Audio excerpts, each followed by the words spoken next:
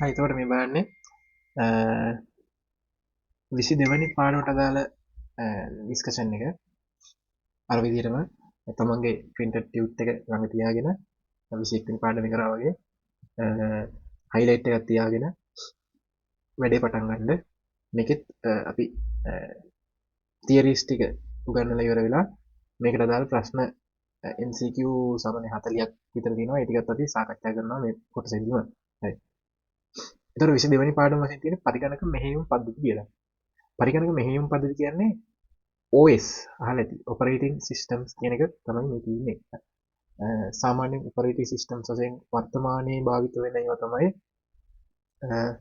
ඔයාලා බහුතරයක් අය තියෙන්නේ Windows operating system එක Microsoft ආයතනයේ. ඊට පස්සේ මුගක් වෙලාවට Mac user කෙනෙක් නැහැ කියන්නේ Apple user කෙනෙක් නම් එයාගේ කම්පියුටර් එකේ අපිට Mac OS එක බලා ගන්න පුළුවන්. ඊට පස්සේ Linux user කෙනෙක් නම් Linux OS එකක් මොකක් හරි බලා ගන්න පුළුවන්. Ubuntu හරි ඒ වගේ එකක්. ඒ විදිහට බලා ගන්න පුළුවන්. එතකොට මම කිව්වේ operating system සඳහා උදාහරණ කිහිපයක්. හරි. ඊට පස්සේ ෆෝන් වලට ගත්තොත් එහෙම ෆෝන් වල තියෙනවා operating system. ඕනෙම මේ කම්පියුටර් හා සම්බන්ධ පරිගණක හා සම්බන්ධ ඕනෙම උපාංගයකට අනිවාර්යෙන් operating system එකක් කියන එක තියෙනවා. මොකද operating system එකේ කාර්යය තමයි ප්‍රධානම mainly යාගේ වැඩේ තමයි කම්පියුටරේ හරි මොකක් හරි අදාළ උපකරණයේ තියෙන හાર્ඩ්වෙයාර් කොටස් ටික අදාළ යම්කිසි කාර්යයක් සඳහා හැඩගස්සලා නැත්නම් පාලනය කරලා දෙන එක. කන්ට්‍රෝල් කරලා අදාළ දේ කරලා දෙන එක තමයි operating system එකේ වැඩේ. අපිට තියෙන command එකක් දෙන්න. ඒතකොට ඒක අපි දෙන්නේ මෙහෙයුම් පද්ධතිය. මෙහෙයුම් පද්ධතිය විසින් තමයි ඒක ගිහිල්ලා අදාළ hardware කොටසට ලබා දෙන්නේ. උදාහරණයක් වශයෙන් දැන් print කරන්න මොකක් හරි දුන්නා කියලා. පාරගුලම් print button එක ඔබන්න විතරයි. ඊටු ටික ඔක්කොම බාර එතකොට බාර දෙනවා අපි ඒ බාර දෙන්නේ මෙහෙයුම් පද්ධතියට. operating system එකේ computer එක. ඊට operating system එක විසින් තමයි ඒකට අදාළව process එක සිද්ධ කරලා ඒ ටික print එකට යවලා print එකට ක්‍රියා කරන්න කියලා ඒ අදාළ ඔක්කොම වැඩ ටික කරන්නේ මෙහෙයුම් පද්ධතිය විසින්. ඒ වගේ හැම process එකකටම අතරමැදිය වශයෙන් වැඩ කරන්නේ මේ මෙහෙයුම් පද්ධතිය. හරි. ඉස්ලාම් කියලා දෙනවා පරිගණකයක් ස්ටාර්ට් කරාම කියන්නේ ටර්න් ඔන් කරාම සිස්ටම් යුනිට් එක ටර්න් ඔන් කරාම මොනවද සිද්ධ වෙන්නේ කියලා දැනගෙන ඉන්න ඕනේ පොඩ්ඩක්. හරි. එතකොට සිස්ටම් යුනිට් එක ඔන් කරපු ගමන්ම නැත්තම් අර ලොකු පෙට්ටියක් තියෙන. ඒක ඔන් කරපු ගමන්ම ඔපරේටින් සිස්ටම් එක රන් වෙන්නේ නැහැ. ඔයාලා දැකලා ඇති කම්පියුටර් පොඩ්ඩක් කියලා ලෝඩ් වෙනවා. අර යම් අයිකන් පෙන්නලා කරගෙන ලෝඩින් බා එකක් පෙන්නලා එහෙම මොකක් හරි වෙලා ටිකක් වෙලා ගිහිල්ලා තමයි ඔයාලා අර ඩෙස්ක්ටොප් එකට එන්නේ. ෆයිල්ස් තියෙන ෆෝල්ඩර්ස් එකෙන් පෙන්නන තැනට එන්නේ ටිකක් වෙලා ගිහිල්ලා. අන්නේ වෙනකන් ඔපරේටින් සිස්ටම් එක නෙමෙයි වැඩේ කරන්නේ. ඒ වෙනකම් වෙන වෙන කට්ටිය විසින් යම් කාර්යයන් කිහිපයක් කරලා තමයි අවසානයේදී ඔපරේටින් සිස්ටම් එකට ඉතුරු ටික කරගෙන යන්න වැඩේ බාර දෙන්නේ. කෙලින්ම එකපාරම අපි ස්විච් එක ඔන් කරපු ගමන් ඔපරේටින් සිස්ටම් එක ඔන් වෙන්නේ නැහැ. හරි. ඒ ඔපරේටින් සිස්ටම් එක ඔන් වෙනකන් කාර්යය තමයි මෙතන මේ පැහැදිලි කරලා තියෙන්නේ. හරි. පළවෙනිටම ස්විච් එක ක්‍රියාත්මක කළ විට දකින්න ලැබෙන නිරීක්ෂණ මොනවාද? වැඩ ආරම්භීමට අවස්ථාව උදා වෙන්නේ නැලු පටන් ගත්ත ගමන් පරිගණක භාවිත කිරීමට අවශ්‍ය කරන පරිසර සැකසෙන තෙක් එනම් මෙහෙයුම් පද්ධතිය අතුරු මුහුණට දිස්වන තෙක් මද වේලාවක් රැඳී සිටීම සිදුවන බව මේ වන විට ඔබට නිරීක්ෂණය කිරීමට ලැබී තිබෙනවා නේද? මෙහිදී සිදුවන්නේ කොහොමද? දැන් අපි විස්තරාත්මකව බලමු. පරිගණකයේ විදුලි ස්විච් එක ක්‍රියාත්මක කළ විට සිදුවන ක්‍රියාකාරකම් පහත පරිදිය. පළවෙනියටම වෙන්නේ ROM එක. මේ පටන මාත්‍ර මතකය කියන්නේ කලින් කොටසදී කතා කරා ROM එක. ROM එක තමයි වැඩේ පටන් ගන්න. හරි. මේ ROM එක ඉස්සෙල්ලාම කරන්නේ යම්කිසි උපදෙස් ප්‍රමාණයක් ඒකේ ගබඩා වෙලා තියෙනවා. ඉතා කුඩා උපදෙස් ප්‍රමාණයක් මේ ROM එකේ ගබඩා වෙලා තියෙනවා. කමාන්ඩ් කීපයක්. ඒ උපදෙස් ටික මධ්‍ය සැකසුම් මේකකයට යවනවා. මධ්‍ය සැකසුම් මේක කියන්නේ CPU එකට. හරි. CPU තමයි කොහොමද ඔක්කොම වැඩ බලන්නේ. හරි. එතකොට CPU එකට ගියාම ඒ උපදෙස් ටිකේ හුඟක් වෙලාවට තියෙන්නේ දෘඩාංග එකක පරීක්ෂා කිරීමේ වැඩසටහන. ඒ කියන්නේ hardware devices ටික වැඩ කරනවාද කියලා බලනවා ඉස්සෙල්ලාම කරන්නේ අන්න ඒක. ඒකට අදාළ උපදෙස් ටික ROM එකෙන් CPU එකට ගමන් කරනවා. ඊට පස්සේ CPU එකට ගියාට පස්සේ ඉස්සෙල්ලාම වෙන වැඩි තමයි ඉස්සෙල්ලාම power on වෙනවා. power on වුණාට පස්සේ ඉස්සෙල්ලාම වෙන කාර්යය තමයි හાર્ඩ්වෙයාර් චෙක් එකක් කරනවා. ඒ හાર્ඩ්වෙයාර් ටික වැඩ කරනවාද කියලා. කම්පියුටරේට සම්බන්ධ වෙලා තියෙන කීබෝඩ් එක, මවුස් එක, කම්පියුටරේ ඩිස්ප්ලේ එක, ROM RAM එක, ඊට පස්සේ CPU එක. ඔය අදාළ CPU එක වැඩ කරන්නේ නැත්නම් කොහොමද වැඩ කරන්නේ නැහැ.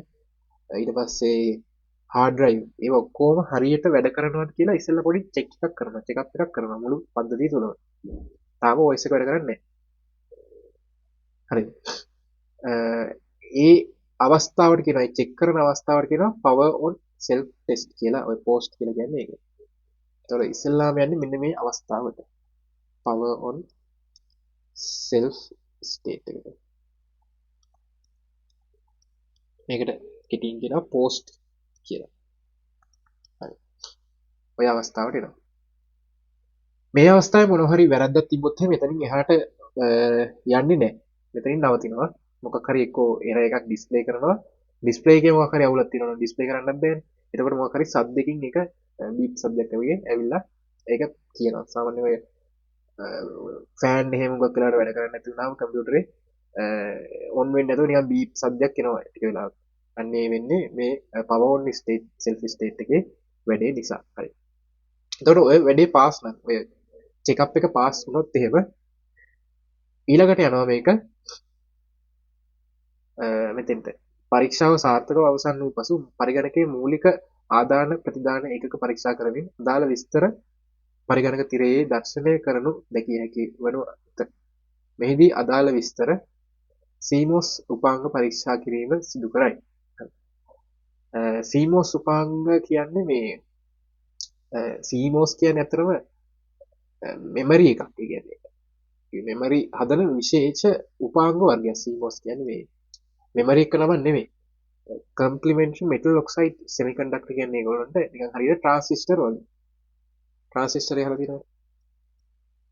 ට්‍රාන්සිස්ටර් එකේ පොඩි ඇඩ්වාන්ස් එකක් තමයි CMOS කියලා කියන්නේ. උපාංගය කියලා කියන්නේ. මේ CMOS දැන් ට්‍රාන්සිස්ටර් එකතු කරලා ඔයාලා අහලා ඇති හදනවා IT කරන කට්ටිය අහලා ඇති ෆ්ලිප් ෆ්ලොප් එහෙම හදනවා. ගේට්ස් පාවිච්චි කරලා ෆ්ලිප් ෆ්ලොප් එහෙම හදනවා. ඒතර ෆ්ලිප් ෆ්ලොප් වල වෙන්නේ දත්ත ගබඩා කිරීම. ඒතර මේ CMOS දාලා හදනවා CMOS memory. එතකොට මේ CMOS memory වලත් අපිට පුළුවන් දත්ත ගබඩා කරන්න. එතකොට මේ flip flop වලට වඩා වැදගත් නැත්නම් මේ වටින දේ තමයි මේගොල්ලොන්ගේ power efficiency එක වැඩි. මේ CMOS memory වල power efficiency එක වැඩි. කියන්නේ අඩු කරන්ට් එකක් පාවිච්චි කරන්නේ මේගොල්ලෝ. හරි. ඒක නිසා තමයි ඒගොල්ලොන් අපි මේ එතකොට මේ CMOS memory එකත් එක්කම සාමාන්‍යයෙන් මේ CMOS එකේ සේව් වෙලා තියෙන ඔය වෙලාවට ඔය පරිගණකයේ දිනය වෙලාව ඊට තව මොනවා හරි උපදෙස් තියෙනවනේ ඒ වගේ පොඩි දේවල් ටිකක් තමයි මේ CMOS memory එකේ සේව් වෙලා තියෙන්නේ. එතකොට මේක ඇවිල්ලා non volatile memory එකක්. non volatile memory එකක් කියන්නේ නැෂ්‍ය නොවන මතකයක්. නැෂ්‍ය නොවන මතකය කියන්නේ විදුලිය විසන්ධි කරා කියලා විනාශ වෙන්නේ නැති මතකයක්. කොහොමත් දැන් ඩේට් එක ටයිම් එක විනාශ වුණොත් එහෙම ඉවරයි. ඩේට් එක ටයිම් එක මේ කාලයත් එක්ක අනිවාර්යෙන් ගණනය වෙවි තියෙන්න ඕනේ කම්පියුටර් ඇතුලේ. නැත්තම් ඔයා හැම වෙලාවෙම පරිගණකය ඔන් කරනකොට මේක හදපු දවසට යනවා මේ ඩේට් එක. එහෙම වෙන්න බෑනේ. ඔයා කම්පියුටර් ඔන් කරද්දී අද හරියට අද දවස අද වෙලාව දැන් වෙලාව හරියට පෙන්වන්න ඕනේ. ඉතින් ඒක වෙන්න නම් අනිවාර්යෙන් මේ කම්පියුටරේ ඕෆ් වෙලා තියෙද්දිත් දිනය වේලාව කියන ඒවා කැල්කියුලේට් වෙන්න ඕනේ ඒක ඇතුලේ. කියන්නේ ක්ලොක් එකක් වැඩ කරන්න ඕනේ කම්පියුටර් ඇතුලේ ඔරලෝසුව. ඒතර ඔරලෝසුව හදන්නේ මේ CMOS memory වලින්. CMOS memory වලින් තමයි හදන්නේ. හරි. මේ CMOS memory එකටම කනෙක්ට් වෙලා තියෙනවා CMOS battery එක. CMOS battery එකක්. එතකොට කම්පියුටරේට පව එක නැති වෙලාවට පව එක නැති වුණත් තිබුණත් මේ CMOS බැටරියෙන් තමයි මේ CMOS මෙමරි එක ක්‍රියා කරන්නේ බැටරි එකේ. එතකොට CMOS බැටරිය සාමාන්‍යයෙන් ඔය නිකන් අර ඔරලෝසු වල දානවා චූටි බැටරි එකක් තමයි තියෙන්නේ. ඒක ඇති මේ CMOS මෙමරි වලට වැඩ කරන්න හේතුව ඒගොල්ලෝ හොඳ පවර් එෆිෂියන්සි එකක් තියෙන හින්දා. ඒතර මේ CMOS මෙමරි එකේ වැඩේ තමයි වෙලාව හා දිනය කැල්කියුලේට් කර කර අර අප්ඩේට් විදියට පරිගණක තියාගන්න එක. දැන් අලුතෙන් ගෙන වෙනම් මේ CMOS බැටරි සහ ඔය CMOS මෙමරි කියන කතා නෑ. ඔය පරණ ඒවා තමයි තියෙන්නේ. ඔය CMOS බැටරි එක එහෙම බැස්සහම ඒතකොට මේ බැටරි එකෙන් තමයි මේක රන් වෙන්නේ. අතන නන් වොලටයිල් කිව්වට මේකටත් විදුලියක් අවශ්‍යයි. මේ විදුලිය දෙන්නේ මෙන්න මේ CMOS බැටරි එකේ. එතකොට විදුලිය CMOS බැටරි එක බහලා ගියොත් එහෙම මෙමරි එකට වැඩ කරන්න බැරුව යනවා. මෙමරි එක ඩේටා ස්ටෝර් කරන්නේ නැහැ. ඊට පස්සේ අර මුල් අවස්ථාවටම යනවා. ඒක ඇත්තටම මේක වොලටයිල් වගේ තමයි. කියන්නේ නැෂ්‍ය වෙනවා. අර ඒක නවත්තලා තියෙන මේ CMOS බැටරි එක මගින්. හරි. CMOS බැටරි එක බැස්සහම එහෙම පරණ කම්පියුටර් වල එහෙම ඒක අයින් කරලා අලුත් ඒවා දාන්න වෙනවා. හරි. ඒක ගැන තමයි මෙතන කියලා තියෙන්නේ. ඊට පස්සේ මෙහෙයුම් පද්ධතිය පූර්ණය කළ යුතු ඩ්‍රයිව් එක දාවකය තියෙන්නෙත් දාලා තියෙන්නෙත් මේ CMOS මතකයේ ඇතුළේලු. CMOS මෙමරි එක ඇතුළේලු මේ මෙහෙයුම් පද්ධතිය. එතකොට OS එක කොතනද තියෙන්නේ කියන එක දාලා තියෙන්නේ. OS එකට දැන් පාර පෙන්වන්න ඕනේ සෙන්ට්‍රල් පොසිෂන් යුනිට් එකට. මෙන්න මෙතන තමයි තියෙන්නේ කියලා OS එක. අන්නේ පාර පෙන්ලා දෙන ඒ ඇඩ්‍රස් එක තියෙන්නේ CMOS එක ඇතුලේ තමයි සේව් කරලා. හරි. එතකොට ඒ ඩ්‍රයිව් එක වෙනස් කරන්න ඕන නම් අපිට ඒක කරන්න පුළුවන් මේ CMOS එකේ මෙමරි එක පොඩ්ඩක් වෙනස් කරලා ඒක වෙනස් කරන්න පුළුවන් කියලා කියනවා මේ ඒක තියෙන තැන. හරි. එහෙම කතාවකුත් මේකේ තියෙනවා. ඊට පස්සේ කියනවා power on self test පරීක්ෂාවේදී විශේෂයෙන්ම පරිගණකයේ සසම්භාවී ප්‍රවේශ මතකය පරීක්ෂා කිරීම තිරේ දර්ශනය කරනු දැකගත හැකි අතර ඒ සමග දෘඩ තැටිය ප්‍රකාශ තැටි දාවක වැනි ඒවායේ තොරතුරුද තිරේ දර්ශනය කරනු දැක ගැනීමට ලැබෙනු ඇත. හරි. ඒ කියන්නේ ඒවා ටෙස්ට් කරන ඒවා පෙන්වනවා කියලා කියනවා. දැන් වර්තමානයේ තියෙන ඒවා නම් එහෙම බලා ගන්න නෑ හුඟක් වෙලාවට. දැන් වර්තමානයේ තියෙන ඒවා මේ CMOS බැටරි මගේ ඒවා පාවිච්චි වෙන්නේ නැහැ කියලා. ඒතර ඒ වගේ හුඟක් වෙලාවට ඩේට් ටයිම් එක ගන්නේ එක්ක ඉන්ටර්නෙට් එකෙන් ගන්නවා නැත්නම් වෙනම පවර් සෝස් එකක් පාවිච්චි කරලා එහෙම කරන අවස්ථාවලුත් තියෙනවා. හරි. ඊට පස්සේ අවසන් පියවර දැන් ක්‍රියාත්මක වන අතර මෙහෙයුම් පද්ධතිය අදාළතාවකින් සසම්භාවී ප්‍රවේශ මතක වෙත පූර්ණය වීම ආරම්භ වෙනවා ඇත. හරි දැන් ඔන්න මේ power on state එක තිබ්බා. ඊට පස්සේ CMOS එකකින් තමයි data ටික ගන්නෙ කොහෙද OS එක තියෙන්නේ කියලා. ඒක ඉවර වෙලා ඊට පස්සේ යනවා මෙයා OS එක මෙමරි එකට ලෝඩ් කරන්න. OS එක RAM එකට ලෝඩ් කරනවා. OS එක RAM එකට ලෝඩ් කරාට පස්සේ OS එක විසින් තමයි ඊටු වැඩ ඔක්කොම ටික කරගෙන යන්නේ. ආය අරගොල්ලෝ ඉන්නේ නැහැ. හරි. ආය ඕෆ් කරපු වෙලාවක තමයි ඒගොල්ලෝගේ වැඩ සිද්ධ වෙන්නේ. මෙහෙයුම් පද්ධතිය තෝරා ගැනීම සඳහා ඊට පස්සේ පරිගණකයේ මෙහෙයුම් පද්ධති එකකට වඩා ස්ථාපනය කර ඇතනවා. අන්න ඒකත් වැදගත්. පරිගණකයක මෙහෙයුම් පද්ධති ඕන සංඛ්‍යාවක් එකට වඩා ඕන ප්‍රමාණයක් දාන්න පුළුවන්. එතකොට අපි අර ස්ටාර්ට් කරනකොට සිලෙක්ට් කරන්න ඕනේ මොන මෙහෙයුම් පද්ධතියද අපි තෝරගන්නේ කියලා. අපි වැඩ කරන්න තෝරගන්නේ කියලා. ඒක හිතන්නකෝ ඔයාලගේ Windows තියෙන්න පුළුවන්, Linux එක තියෙන්න පුළුවන්. ඔය විදිහට විවිධ මෙහෙයුම් පද්ධති කිහිපයක් තියෙන්න පුළුවන්. එතකොට ඔයා මේ කම්පියුටර් ස්ටාර්ට් කරද්දී ඔයාලට තෝරන්න මෙනු එකක් එනවා. කෝකද ඔයා යූස් කරන්න ඕනේ කැමති කියලා තෝරගන්න. හරි. එමගින් අවශ්‍ය කරන මෙහෙයුම් පද්ධති තෝරාගත යුතු අතර බොහෝ අවස්ථාවලදී මෙහෙයුම් පද්ධතිය ස්වයංක්‍රීයව ක්‍රියාත්මක වීමට සකස් කර ඇති අතර යම් වේලාවකට පසුව එය ස්වයංක්‍රීයව පරිගණකයට පූර්ණය වනු ඇත. ඒතකොට හිතන්නකෝ ඔයාගේ තිබ්බ කියලා Windows එකයි Linux එකයි. Windows ඔහම බටන් එකකුයි ඊට පස්සේ Linux කියලා බටන් එකකුයි පෙන්නයි. ඊට පස්සේ මේක සාමාන්‍යයෙන් ඔයාලට ඩිෆෝල්ට් එකක් දෙන්න පුළුවන් කිව්වේ. අපි කවුරුවත් සිලෙක්ට් කරේ නැත්නම් කවුද යන්නේ කියන එක කාටද යන්න ඕනේ කියන එක අපිට දෙන්න පුළුවන්. එතකොට මේකේ සාමාන්‍ය ටයිම් එකක් යනවා. ටයිම් එක ගියාට පස්සේ අපි එකක් සිලෙක්ට් කරේ නැත්නම් ඔටෝමැටිකලි මේ අදාළේ ඩිෆෝල්ට් එක තමයි ඕපන් වෙන්නේ. ඩිෆෝල්ට් එක ඕපන් වෙනවා. අපි මොකවත් සිලෙක්ට් කරේ නැත්නම්. ඒක තමයි මෙතන කියන්නේ. මෙහෙම පද්ධතිය මතකය වෙත පූර්ණය වීමෙන් පසුව මෙහෙයුම් පද්ධතිය ආරම්භක තිරේ දර්ශනය වන අතර වර්තමානයේ බොහෝ මෙහෙයුම් පද්ධතිවල අදාළ මෙහෙයුම් පද්ධතියට ප්‍රවේශ වීම සඳහා අවශ්‍ය කරන පරිශීලක නාමය හා මුරපදය ඇතුළු කිරීමට සිදු වනු ඇත. හරි. එතකොට පරිශීලක නාමයයි මුරපදයයි ඇතුළු කරන්න ඕනේ. කියන පාස්වර්ඩ් එකයි යූසර් නේම් එකකුයි දාන්න ඕනේ. අපි එහෙම දාලා තියෙනවා නම් අදාළ මෙහෙයුම් පද්ධතිය ඇතුළේ වැඩ කරන්න අදාළ මුරපදය හා යූසර් නේම් එක දෙන්න ඕනේ. හරි. අදාළ පරිශීලක නාමය හා මුරපදය ඇතුළත් කිරීම පසු මෙහෙයුම් පද්ධතියේ වැඩතලයේ දර්ශනය වන අතර දැන් ඔබට රෙසිස්ට් පරිගණකයේ වැඩ කළ හැකියි. එතකොට පරිගණකයේ මෙහෙයුම් පද්ධතිය ඩෙස්ක්ටොප් එක පෙන්වන්න ගන්නවා. ඊට පස්සේ ඒකේ පාස්වර්ඩ් එක යූසර් නේම් එකක් දැම්මට පස්සේ ඊට පස්සේ ඒක තුල ඔයාලට ඕන විදිහට වැඩ කරන්න පුළුවන්. ෆෝල්ඩර් ඕපන් කරන්න ඕන වැඩක් කරන්න පුළුවන්. හරි. එතන මේ තියෙන දීලා Windows 7 එකේ Ubuntu, ඒ කියන්නේ Linux වලින් එන Ubuntu system එකේ Ubuntu 12.10 එකේ ඩෙස්ක්ටොප් දෙක තමයි මේ පෙන්වන්නේ. දැන් 7 එක යනවා දැන් පාවිච්චි වෙන්නේ නැහැ. දැන් Windows 10, Windows 11 වගේ ඇවිල්ලා තියෙනවා. හරි. මේකේ පරණ එකක එකක්. හරි. ඊට පස්සේ ඔබගේ පරිගණකයේ දැකීමට ලැබෙන වැඩතලය ඉහත රූපවලින් වඩා වෙනස් එක කියලා දෙන්නේ ඒක පරණ ඒවා තියෙන කියලා.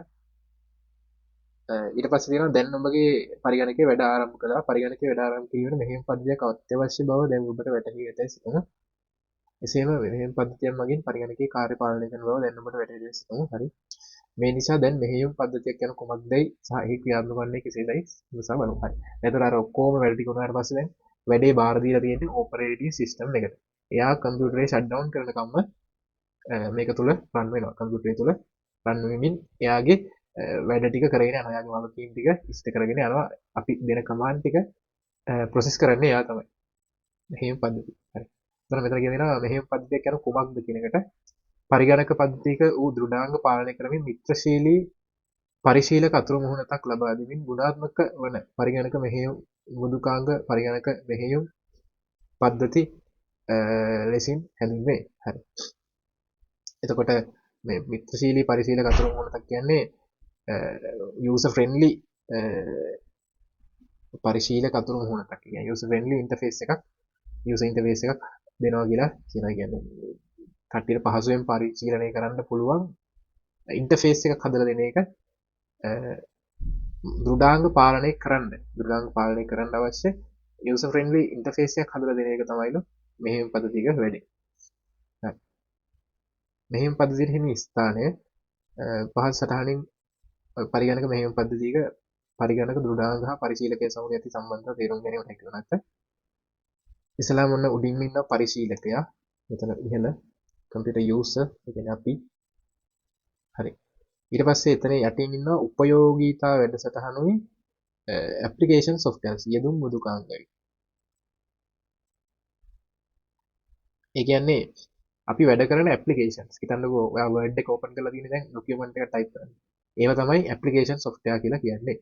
ඒකට application software එකට support කරන වැඩසටහන් තව තියෙන පුළුවන් program. උදව් කරන ඒවා. හිතන්නකෝ යාට මොනවා හරි ඉන්ටර්නෙට් අවශ්‍යතාවයක් තියෙනවා නම් ඒ ඉන්ටර්නෙට් ප්‍රොවයිඩ් කරන්න තව සර්විස් එකක් ඕපන් වෙනවා. ඒ වගේ වලට යුටිලිටිස් කියලා කියන්නේ. උපයෝගීතා වැඩසටහන්. ඒතර යෙදුම් මෘදුකාංග වලට අමතරව අර යුටිලිටිස් වගේ ඒවා තියෙනවා. ඒවා සාමාන්‍යයෙන් ඔටෝමැටිකලි වැඩ කරනවා. අර අපි තමයි මේ ඇප්ලිකේෂන් සොෆ්ට්වෙයාර්ස් ඕපන් කරලා වැඩ කරන්න ඕනේ. හරි. ඊළඟට අපි ඕවා මත තමයි වැඩ කරන්නේ. එතකොට ඔය ඇප්ලිකේෂන් සොෆ්ට්වෙයාර්ස් සහ යුටිලිටිස් වැඩ කරන්නේ ඔපරේටිං සිස්ටම් එක මත. ඒතර ඔපරේටිං සිස්ටම් එක තමයි දෘඩාංග පාලනය සිද්ධ කරන්නේ. හරි. ඒතර අපි පාලනය කරන්නේ යෙදුම් මෘදුකාංග විතරයි. යෙදුම් මෘදුකාංග හා උපයෝගීතා වැඩසටහන්. ඊට පස්සේ ඒගොල්ලෝ ගිහිල්ලා මොකද කරන්නේ? ඒ කමාන්ඩ්ස් ටික දෙනවා ඔපරේටිං සිස්ටම් එකට. ඊට පස්සේ ඔපරේටිං සිස්ටම් එක විසින් තමයි ඒවා දෘඩාංග වලට දෙන්නේ. උදාහරණයක් වශයෙන් මම අර කලින් කිව්වා වගේ හිතන්න Word document එකක් දැන් ගහලා print කරන්න යනවා. ඒතර අපි ඒ command එක නැත්නම් print button එක මේ Word එකේ තියෙන print button එක තමයි ඔබන්නේ. මේ application device එකේ තියෙන Word button එක තමයි ඔබන්නේ. මේක print කියලා තියෙනවා. Word එකේ තියෙන print button එක තමයි ඔබන්නේ. හරි. ඒකේ වුණාම මේ application එක program කරලා තියෙන්නේ ඒක OS එකට කියන්නේ. මෙයා එතකොට මේ print button එක ගිහුවාම මේ application software එක ගිහිල්ලා ඒක කියනවා OS එකට. ඊට පස්සේ OS එක විසින් මොකද කරන්නේ? OS එක ගිහිල්ලා අදාළ printer එකට මේ වැඩේ කරලා දෙන්න කියලා කියනවා. ඒ වගේ එකක් තමයි යන්නේ. කෙලින්ම අපිට කියන්න බෑ දෘඩාංග වලට මෙහෙම මේක print කරන්න එහෙම කියලා කියන්න බෑ. අර OS එක කරහා අතරමැදි කරහා තමයි ඒක යන්න ඕනේ. ඒක තමයි මෙතන තියෙන මේ OS එකේ තියෙන වැඩි. හරි. ඊට පස්සේ දැන් මෙතන ගත්තොත් එහෙම මේ විදිහට එතකොට ඔපරේටින් සිස්ටම් එකේ කාර්ය වෙන්නේ අතරමැදි විදිහට වැඩ කරන එක දෘඩාංග හා යූසර් නැත්නම් යූසර් ඇප්ලිකේෂන් අතර. හරි. හරි නිකන් ගෙදර අම්මයි තාත්තයි වගේ නිකන් තාත්තා දෘඩාංග නම් හાર્ඩ්වෙයාර් පාර්ට් එක නම් අම්මා OS එක නම් OS වගේ නම් ඔයා ඉන්නේ මෙතන. එතකොට ඔයාට යම් කිසි දෙයක් ඕන වුණාම ඔයා කිලින්ම තාත්තට නෙවෙයි කියන්නේ. තාත්තට කියන්නේ එහෙම යන්නේ ඉස්සෙල්ලා අම්මට කියනවා. ඊට පස්සේ අම්මා තමයි ඒක ගැළපෙන විදිහට තාත්තට කියන්නේ. අවශ්‍ය වෙලාවෙදී අවශ්‍ය විදිහට ඒ වෙන්නේ වෙන්න අවශ්‍ය පරිදි අම්මා තමයි ඒක බැලන්ස් කරලා තාත්තට කියන්නේ. එතකොට මේ OS එක වැඩිත් අම්මගේ වැඩේ වගේ තමයි. OS එකත් ගානට හරි වෙලාව බලලා හරි පිළිවෙලට අදාළ ප්‍රොසෙස් එක ඒ අදාළ දෘඩාංගයට ලබා දෙන එක තමයි මේ OS එකේ කාර්යය වෙන්නේ. හරි. ඊළඟට පල්ලෙහාට ගියොත් එහෙම මේ තියෙන තේ සටහනමයි මෙතන භාවිත කරන එක්කෙනා ඉන්නවා. ඒකෙදි ඔය විදිහට ඉන්නවා. එයා ඉස්සෙල්ලාම අදාළ කමාන්ඩ්ස් දෙන්නේ ඉස්සෙල්ලාම යෙදුම් මෘදුකාංගයට කියන්නේ ඇප්ලිකේෂන් එකට වර්ඩ් එක වගේ මොකක් හරි එහෙම එකට ඊට පස්සේ ඇප්ලිකේෂන් එක විසින් ඒ කමාන්ඩ් එක දෙනවා මෙහෙයුම් පද්ධතියට. ඊට මෙහෙයුම් පද්ධතිය විසින් තමයි ඒක හાર્ඩ්වෙයාර් පාර්ට් වලට දෙන්නේ. හරි.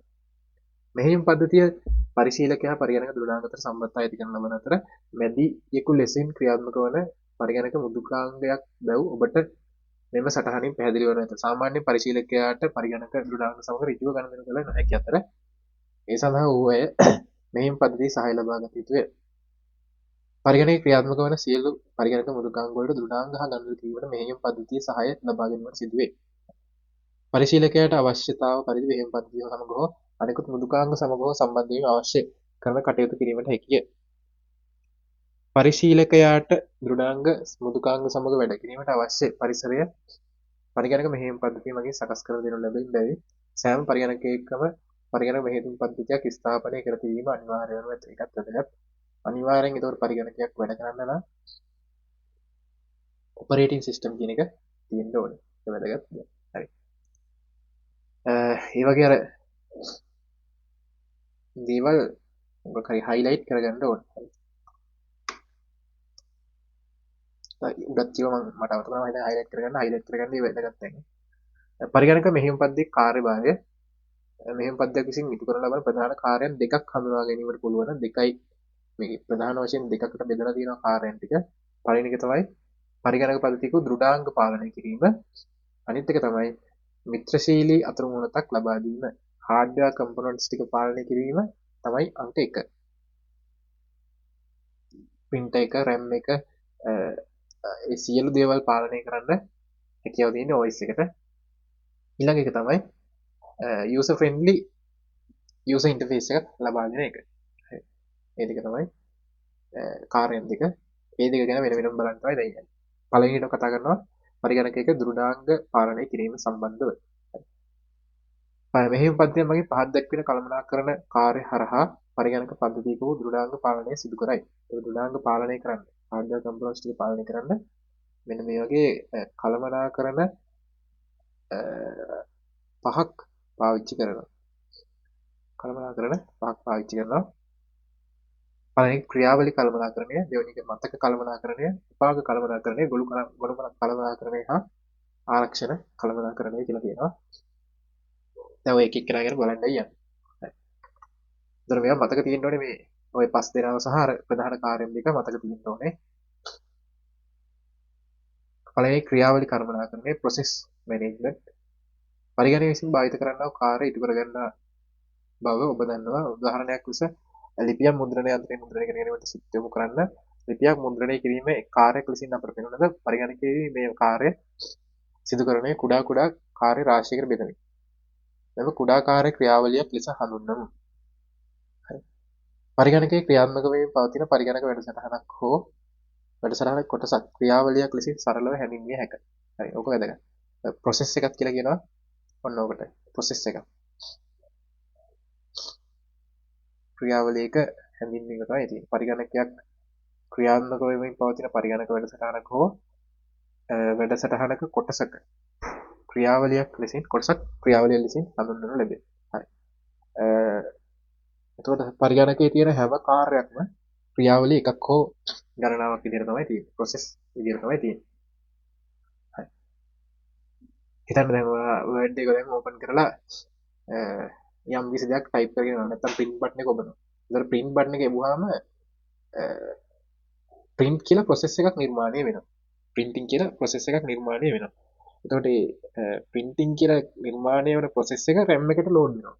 process එකට අදාළ process සංඛ්‍යාවක් තියෙනවා. එයාට අදාළ කාර්ය පිළිවෙලක් තියෙනවා. ඒ ඔක්කොම ටික එයාට අදාළ data ටිකක් තියෙනවා. ඒ ටික ඔක්කොම RAM එකට load වෙනවා.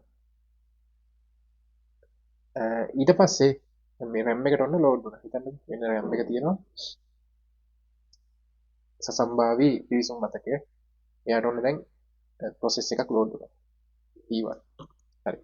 දැන් ඔය වගේ load වෙච්ච process ගණනාවක් තියෙන්න පුළුවන්. මේ පරිගණකයේ තුල. හිතන්න ඔයා මේ වැඩේ කරන ගමන් තව සින්දු අහන ගමන් ඉන්නේ කියලා. එතකොට ඒකට අදාළ තව process එකක් තියෙනවා. සින්දු play වෙන්න. ඊට පස්සේ තව මොන හරි වීඩියෝ එකක් background එකේ play වෙනවා නම් ඒකත් තව process එකක් වශයෙන් තියෙනවා. ඔය විදිහට process ගණනාවක් තියෙනවා. එතකොට මේ process ඔක්කොම එකපාර run කරන්න බෑ CPU එකට. central processing unit එකට එකපාර පුළුවන් එකයි run කරන්න. හරි. ඒකයි CPU එක. එතකොට මොකද වෙන්නේ? මේ මැද්දේ තමයි මේ අතරමැද තමයි ඉන්නේ OS එක. අතරමැද OS එක ඉන්නවා. OS එකේ වැඩේ මොකද්ද? මෙතනින් process එකක් අරගෙන එයාව CPU එකට දානවා. එයාව ගෙනල්ලා CPU එකට දානවා. ඊට පස්සේ process එකට වැඩි වෙලාවක් run වෙන්න දෙන්නේ නැහැ. ඒක ශනිකව මොකක් හරි හිතන්න මෙයා මේක CPU එක අවශ්‍ය නොවන කාර්යයකට එළියට ගියා කියලා. ඒ වගේ වෙලාවට ඒක අයින් කරලා දාලා ඊළඟ process එක මෙතෙන්ට දානවා. ඊළඟ process එක අරගෙන CPU එකට දානවා. ඊට පස්සේ අනිත් එකත් CPU එකට දානවා. එක වෙලාවක එකයි පුළුවන්. අර කයින් වුණාම අනිත් එක දානවා. ඒ විදිහට process ටික පිළිවෙලට CPU එකට ඒ අවශ්‍ය පරිදි ඒගොල්ලෝගේ priority එක අනුව නැත්නම් ප්‍රමුඛතාවය අනුව වැඩිපුර වෙලාවක් අවශ්‍ය කවුද බලලා එහෙම අනුව CPU එකට ඒවා පුරවන එක තමයි මෙතන මේ ක්‍රියාවලි කළමනාකරණය කියලා කියන්නේ. process management එක කරන්නේ OS එක මගින්. මේ විදිහට එක් අදාළ process එක CPU එකට load කරන එක කරන්නේ. හරි. ඒක තමයි මෙතන කියලා තියෙන්නේ. ඊට පස්සේ මතක කළමනාකරණය. එතකොට මෙතන මතක කළමනාකරණය කියලා කියන්නේ පරිගණක ක්‍රියාත්මක වීමේ මතකය. විශාල කාර්යයක් ඉටු කරන දකින්න පුළුවන් ආදානය කරන ලබන සියලු දත්ත උපදෙස් මධ්‍යසකසුන් මේක වෙත ගමන් කරන තෙක් රඳවා තබා ගන්නේ මෙම සකස් කළ ලබන දත්ත එනම් තොරතුරු ප්‍රතිදාන ඒකක වෙත යොමු කරන තෙක් රඳවා තබා ගන්නේද මතකයේ තුලයි. මේ නිසා මතකයේ විධිමත්ව කළමනාකරණය කිරීම පරිගණකයේ මනා ක්‍රියාකාරීත්වයට අත්‍යවශ්‍යයි. ක්‍රියාවලිය සඳහා මතකයේ වෙනුවෙන් ඇති විය හැකි ගැටුම් වළක්වමින් ක්‍රියාවලිය අවශ්‍ය කරන මතක වෙන් කර දීමත් එම ක්‍රියාවලිය අවසානයේ මතක නිදහස් කිරීමත් මතක කළමනාකරණය වෙනවා. මතක කළමනාකරණය සඳහා මෙහෙයුම් පද්ධති මගින් විවිධ උපක්‍රම ගන්න අතර මෙහෙයුම් පද්ධති මගින් පරිගණකයේ වූ ප්‍රාථමික මතකය primary memory කියන්නේ සසම්භාවී ප්‍රවේශ මතකය මෙන්ම ද්විතීයික මතක කළමනාකරණයක් කරනවා. හරි. කියන්නේ මෙහෙම එකක්. දැන් මේ මෙතන process මං කියන්නේ load වෙනවා කියලා මේකට. මේ process ඇත්තට වෙන්නේ hardware එකකින් ඉඳලා. hard drive එකකින් ඉඳලා තමයි ඔය එකේ data ඉන්නේ. හරි. මේ තියෙන hard drive එකේ hard drive එකෙන් තමයි අදාළ ඒවා load වෙන්නේ. data අය ඔක්කොම ටික load වෙනවා මේකට. ඔය විදිහට process ගණනාවක් මේ RAM එකේ තියෙනවා නේ. සසම්භාවී පිවිසුම් මත. මේ RAM එකට දාන්න පුළුවන් උපරිම process ගණනාවක් තියෙනවා ගාන. ඊට වඩා දැම්මොත් මේක overload වෙනවා. එතකොට ඒක වළක්වලා අදාළ අවශ්‍ය ඒවා විතරක් මේකේ තියාගන්න එක මේ OS එක විදිහට තමයි පාලනය කරන්නේ. එතකොට දැන් හිතන්න තව process එකක් තියෙනවා P4 කියලා. මේක දැන් ඔන්න CPU එකට දැම්මා. දැන් යාගේ වැඩේ අවසానයි. ඒක වෙන්න ඕනේ දේවල් සියලුම වුණාට පස්සේ මේ process එක තවදුරටත් මෙතන ඉන්න එකේ වැඩක් නෑ. එතකොට මේ OS එක විසින් එයාව අයින් කරලා දානවා RAM එකේ. ඒ වැඩේ කරන්නේ. ඒ වැඩ ටික කරන්නේ OS එක විසින්. ඒ බලලා අදාළ ඉවර වෙච්ච කට්ටියව අයින් කරලා දාන එක. ඒ වගේම අලුතෙන් process එක පටන් ගත්තොත් ඒක hardware එකකින් අදාළ තැන් වලින් අරගෙන ඇවිල්ලා මෙතන ආයේ ස්ථාපිත කරන්නේ OS එක විසින්. ඒ වැඩේ බලන්නේ operating system එක. ඒ වගේම මේ hard drive එක පාලනය කරන්නේ operating system එක විසින්මයි. ඒකේ මම කිව්වා hard drive එක ඇතුලේ තියෙනවා මෙහෙම අර තැටි කිහිපයක් තියෙනවා. ඒ තැටි වලට ඉහළින් තියෙනවා මේ විදිහට හෙඩ් එක. එතන යම්කිසි තැනක data ප්‍රමාණයක් තියෙනවා නම් ඒ ටික ගන්න මේ තැටිය කැරකිලා මේ හෙඩ් එක යටට එන්න ඕනේ. ඒ වගේම හෙඩ් එකත් ඉස්සරහට පස්සට ගිහිල්ලා හරි රේඛාවට එන්න ඕනේ. ඒ රේඛා තියෙනවා. ඔය විදිහට. එතකොට අදාළ විදිහට ඒ මූව් කරලා ඒ ටික කරන්නේත් ඔපරේටිං සිස්ටම් එක විසින්. මේ ඩිස් එක හරියට දැනට චලනය කරලා ගන්නෙත් ඔපරේටිං සිස්ටම් එක විසින්. එතකොට ඒ මතක පාලනයත් කරනවා. කියන්නේ මේ තියෙන සෙකන්ඩරි හાર્ඩ් ඩ්‍රයිව් එක වගේ සෙකන්ඩරි ස්ටෝරේජස්. එතකොට ඒව පාලනය කරන්නේත් OS එක විසින්. මේ වගේ මේ RAM එක වගේ ප්‍රයිමරි ස්ටෝරේජ් පාලනය කරන්නේත් මේ කවුද ඔපරේටිං සිස්ටම් එක විසින්. ඒක තමයි එතන කියන්නේ මතක කළමනාකරණය කියලා.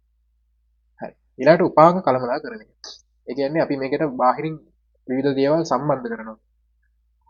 හිතන්න දැන් මම මෙතන ඩ්‍රෝවින් පෑඩ් එකක් සෙට් කරලා තියෙනවා. ඊට පස්සේ print එකක් තව සම්බන්ධ කරන්න පුළුවන්. පරිගණකයේ මෙහෙම තියෙනවා නම් විවිධ උපාංග සෙට් කරන්න පුළුවන් මේකට කනෙක්ට් කරන්න පුළුවන්. print එකක්. ඊට පස්සේ වෙබ්කෑම් එකක් වගේ සෙට් කරන්න පුළුවන්. ඊට පස්සේ තව හිතන්න ඩ්‍රෝවින් පෑඩ් එකක් සෙට් කරා. එතකොට ඔය ඔක්කොම ටික මගින් දෙන දත්ත සහ ඒගොල්ලොන්ට දත්ත දීම කළමනාකරණය කරන්නේ ඒගොල්ලොන්ට දැන් print එකට එනවා අපි දත්ත යවන්න ඕනේ. ඒක කරන්නේ ඔපරේටිං සිස්ටම් එක විසින්. ඒ වගේම වෙබ්කෑම් එකකින් වගේ දත්ත ආපහු ලැබෙනවා සිස්ටම් එකට. මේ පින්තූර අරගෙන. ඒකට ඒවා පාලනය කරන්නේ ඔපරේටිං සිස්ටම් එක විසින්. ඒතර පරිගණක පද්ධතියේ බොහෝ පරයන්ත උපාංග භාවිත කරන බව ඔබ දන්නවා. මෙම සියලු උපාංග පාලනය කිරීම වගකීම දරන්නේ ඔපරේටිං සිස්ටම් මෙහෙයුම් පද්ධතිය. උපාංග පාලනය සඳහා දෘඩාංග කොටස් වන උපාංග පාලක ඩිවයිස් කන්ට්‍රෝලර්ස් මෘදුකාංග කොටස් පාලනය සඳහා වන දාවක එළවුම් වැඩසටහන් ද යොදා ගනී. හරි. එතන මේ ඩිවයිසස් වල තියෙනවා ඩිවයිස් කන්ට්‍රෝලර්ස් කියලා જાතියක්. ඒවෙන් තමයි උපදෙස් ටික අදාළ පරිදි ඩිවයිස් එකට දෙන්නේ. එතකොට මේ ඩිවයිස් කන්ට්‍රෝලර්ස් පාලනය කරන්න කම්පියුටර් ඇතුලේ තියෙන්න ඕනේ ඩිවයිස් ඩ්‍රයිවර්ස්. මේ ඩ්‍රයිවර් කියන්නේ software එක. ඩිවයිස් ඩ්‍රයිවර් softwares තියෙන්න ඕනේ මේ ඩිවයිස් කන්ට්‍රෝල් එක පාලනය කරන්න. ඒකට අදාළ දත්ත දෙන්න. උපදෙස් ටික දෙන්න ඩිවයිස් ඩ්‍රයිවර්ස් තියෙන්න ඕනේ අපේ කම්පියුටර් එක ඇතුලේ. හරි. උදාහරණයක් ලෙසින් ඔබ විසින් මිලදී ගන්න මුද්‍රණ යන්ත්‍රයකට පරිගණකයේ නිහඬව ක්‍රියාත්මක කිරීමට නම් එළවුම් වැඩසටහන කියන්නේ ඩිවයිස් ඩ්‍රයිවර් මෙහෙයුම් පද්ධතියෙහි නියමිත ආකාරයෙන් ස්ථාපනය කළ යුතුය. එසේ නොවන විට වෙන වෙන අවුල් වෙනවා කියලා කියනවා. මේ ඩිවයිස් ඩ්‍රයිවර් එක නැතුවත් වැඩ කරනවා හුඟක් වෙලාවට. හැබැයි අර පර්ෆෙක්ට් විදිහට වැඩ කරන්නේ නැහැ. මේ උපාංග ටික හරියට ලස්සනට වැඩ කරන්නේ නැහැ. වර්තමානයේ බොහෝ උපාංග සවිකල විගස සකස් ක්‍රියාත්මක වන ආකාරය සකස් කර ඇති අතර ඊට අදාළ දාවක එළවුම් වැඩසටහන් මෙහෙයුම් පද්ධතිය විසින් ස්වයංක්‍රීයව ස්ථාපනය කරගනු දක්නට ලැබේ. මේ නිසා වර්තමානයේ බොහෝ අවස්ථාවලදී අපට එළවුම් වැඩසටහන් ස්ථාපනය කිරීමට කරදර වීමට අවශ්‍ය නැහැ. එතකොට හිතන්නකෝ print එකක් අරගත්තොත් එහෙම හිතන්න HP එකෙන් print එකක් ගත්තොත් එහෙම HP print එකක් ඔයාලට යන්න වෙනවා HP එකේ site එකට. ඒකේ ගහලා තියෙනවා website එකට ගිහිල්ලා ඒගොල්ලොන්ගෙන් device drive එක වගේ device එකේ model එක ගහලා website එකට ගිහිල්ලා එයාලා web page එකට ගිහිල්ලා HP එකේ web page එකට ගිහිල්ලා අදාළ ඩිවයිස් එකට අදාළ නම ගහලා එයාට අදාළ ඩ්‍රයිවර් එක ඩවුන්ලෝඩ් කරගන්න ඕන ඔයාගේ කම්පියුටර් එකට. ඒක software එක. ඊට පස්සේ ඒක install කරගන්න ඕන. එතකොට තමයි මේ print එකයි කම්පියුටර් අතර හොඳ connection එකක් ස්ථාපනය වෙන්නේ. නැතුවත් හුඟක් වෙලාවට වැඩ කරනවා. හරි. එතකොට දැන් මේ වර්තමානයේ තියෙනවා කියන්නේ මේ කම්පියුටරේ ඉන්න ඔපරේටිං සිස්ටම් එක විසින් මේ printer එක කනෙක්ට් කරපු ගමන්ම කම්පියුටරේට ඒක දැනගන්නවා මේ OS එක. OS එක ආය මේ ඩවුන්ලෝඩ් කරනකම් බල ඉන්නේ නැහැ. එයා ඉන්ටර්නෙට් එකට ගිහිල්ලා ඒවා ඔටෝමැටිකලි ඩවුන්ලෝඩ් කරගන්නවා. ඒ වගේ සිස්ටම් එකක් දැන් හැදිලා තියෙනවා කියලා තමයි කියන්නේ. හරි ඔපරේටිං සිස්ටම් එක. ඒ විදිහට දියුණු වෙලා තියෙනවා කියන්නේ. ඒතර අපිට ආයේ වෙනම වෙබ් පේජ් එකකට ගිහිල්ලා මෙහෙම ඩවුන්ලෝඩ් කරගැනීමේ අවශ්‍යතාවයක් නැහැ. වර්තමානයේ වල බොහෝ අවස්ථාවලදී. හරි. වෙන්නේ නැතිවක් තියෙනවා. පරිගණකයේ දත්ත තැන්පත් කිරීමට ඊට පස්සේ මේ හතරවෙනි එක ගොනු කළමනාකරණය. පරිගණකයේ දත්ත තැන්පත් කිරීමට ගොනු භාවිත කරන බව ඒවා විධිමත්ව කළමනාකරණය කිරීමට ෆෝල්ඩර යොදා ගන්න බවත් ඔබ මේ වෙන විට දන්නවා. ගොනු කළමනාකරණය සඳහා කටයුතු කිරීමත් මෙහෙයුම් පද්ධතිය කාර්යකි. මෙහෙයුම් පද්ධතිය මගින් ගොනු කළමනාකරණය සඳහා පහත සඳහන් සේවා සිදු කරනු දැකිය හැකියි. මම මේ ඉක්මනට කියාගෙන යනවා මේ ඔයාලට තියෙන වර්ක්ෂොප් එකේ තියෙන ටිකමයි කියන්නේ. නව ගොනු සකස් කිරීම සහ ඒවා නිසිලෙස ස්ථානගත කිරීම. මේ ගොනු කියන්නේ මේ ෆෝල්ඩර්ස්. කහ පාට තියෙන ෆෝල්ඩර් එක හැඩයට දාලා තියෙන කම්පියුටරේ දැකලා ඇති. ෆෝල්ඩර්ස්. ඒතර ෆෝල්ඩර්ස් වලට කරන්න පුළුවන් දේවල් තමයි මේ තියෙන්නේ. නව ගොනු සකස් කිරීම අලුත් ගොනුවක් නැත්නම් අලුත් ෆෝල්ඩර් එකක් ඔන් කරන්න. ඊට පස්සේ අනවශ්‍ය ගොනු මකා දාන්න, කියන්නේ ඩිලීට් කරන්න. ඊට පස්සේ අවශ්‍ය පරිදි ෆෝල්ඩර් සකස් කිරීම කියන්නේ එක ඇතුලේ තියෙන ඒවා මොනවද ඒ වගේ සකස් කරන්න පුළුවන්. ඊට පස්සේ ෆෝල්ඩර් වල නම වෙනස් කරන්න, රීනේමින් කරන්න පුළුවන්. පිහිටි ස්ථානය වෙනස් කරන්න පුළුවන් ඇදගෙන ගිහිල්ලා. ඊට පස්සේ ගොනු උපස්ත කිරීම කියන්නේ බෑකප් කරන්න පුළුවන්. හරිද? ඕවා තමයි මේ ගොනුවකට කරන්න පුළුවන් දේවල් ඔපරේටින් සිස්ටම් එක පාවිච්චි කරලා. හරි. ඒවත් මතක තියෙන්න ඕනේ ඔය ටික. ඊට පස්සේ ආරක්ෂණ කළමනාකරණය පරිගණක පද්ධතියක් වෙත බාහිරින් මෙන්ම අභ්‍යන්තරයේදී විවිධ තර්ජන ඇතිවන දැකිය හැකිය. බාහිර අභ්‍යන්තර උපද්‍රව වලින් පරිගණක පද්ධතිය ආරක්ෂා කර ගැනීමට මූලික වගකීම දරන්නේද මේ පද්ධතියයි. අභ්‍යන්තර ආරක්ෂණය යටතේදී පරිගණක පද්ධතිය සම්පත් ගැටුම් වලින් තොරව අවශ්‍ය කරන ලබන ක්‍රියාවලිය සඳහා නිසි ලෙස වෙන් කර දීම එනම් කළමනාකරණය කිරීම සිදු කරන ලබයි. බාහිර ආරක්ෂණය යටතේදී විශේෂයෙන් පරිගණක දත්ත වැඩසටහන හා සම්පත් අනවසර ප්‍රවේශ වළක්වා ගැනීමට පියවර ගැනීමක් වෙනවා. ඒ කියන්නේ ඇත්තටම ඇතුළතින් වෙනවා. ඒ කියන්නේ පරිගණක ඇතුළතිනුත් විවිධ ආකාරයේ උපද්‍රව එන්න පුළුවන්. ට්‍රෙඩ්ස් එන්න පුළුවන්. ඒ කියන්නේ කලින් කතා කරා වගේ ප්‍රොසෙස් ගණනාවක් RAM එකට ලෝඩ් වුණාම තමයි කලින් යනවා වගේ RAM එකේ ඉඩ නැති වෙලා මේ සිස්ටම් එක ඩවුන් වෙන්න පුළුවන්. මේ RAM එකේ තව ප්‍රොසෙස් දැම්මොත් එහෙම RAM එකට ඊට වඩා දරා ගන්න බෑ. එතකොට මොකද වෙන්නේ මේ සිස්ටම් එකම ක්‍රෑෂ් වෙලා යනවා. ඊට වඩා තව ප්‍රොසෙස් දැම්මොත්. එතකොට මේ වගේ ඒවා කළමනාකරණය කරන්නේ මේ ඔපරේටින් සිස්ටම් එක විසින්. හිතන්නකෝ printer එක එක දිගට කොළ print වෙන්න දාගෙන යනවා. ඔය ඔක්කොම ටික එකපාර ගියොත් මොකද වෙන්නේ printer එකේ? printer එක කොලයක අකුරුකුයි තව කොලයක අකුරුකුයි print කරන්නේ. අන්න ඒ විදිහට වෙන එක වළක්වන්න ඒව ගානට පාලනය කිරීම ඔපරේටින් සිස්ටම් එක විසින් තමයි කරන්නේ. ඒ වගේම බාහිර ආරක්ෂණය කියලා තියෙනවා. ඒකෙදි කරන්නේ ඇත්තට දැන් ඔපරේටින් සිස්ටම් වලට එනවා වෙනම ෆයර් වෝල් එකක්, ඒ වගේම අර සිකියුරිටි ගාඩ් එකක්. එතකොට ඒ වගේ දැන් Windows එකේ තියෙනවා. එතකොට ඒවා මගින් අර වෙන අයට ඒ දත්ත යන එක වළක්වනවා. ඒ වගේම වෛරස් වගේ වෙන එක ආරක්ෂා කරන ඒ වගේ සිස්ටම් එකක්, සිකියුරිටි සිස්ටම් එකකුත් තියෙනවා ඔපරේටින් සිස්ටම් වල. ඊළඟ මිත්‍රශීලී පරිශීලක අතර මුහුණතල් ලබා දීමයි දෙවැනි ප්‍රධාන කාර්යය ඔපරේටින් සිස්ටම් වල. පරිගණක සමග වැඩ කටයුතු කිරීමට අතුරු මුහුණතක් අවශ්‍ය කරයි. මෙහිම පද්ධති මගින් අවශ්‍ය කරනු ලබන ක්‍රියා පහසුවෙන් හා සරලව ඉටු කර ගැනීමට අවශ්‍ය කරන අනකිරීම් සහ උපදෙස් ලබා දීම සඳහා මිත්‍රශීලී අතුරු මුහුණතක් අප වෙත ලබා දෙයි. මෙම අතුරු මුහුණත භාවිත කිරීමෙන් අවශ්‍ය කරන සියලු ක්‍රියා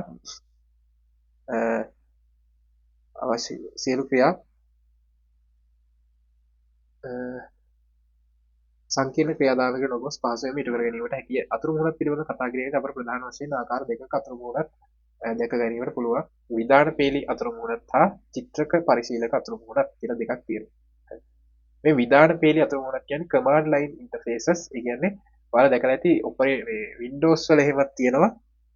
Windows ගත්තොත් මේ විදි දෙකටම පුළුවන් වැඩ කරන්න.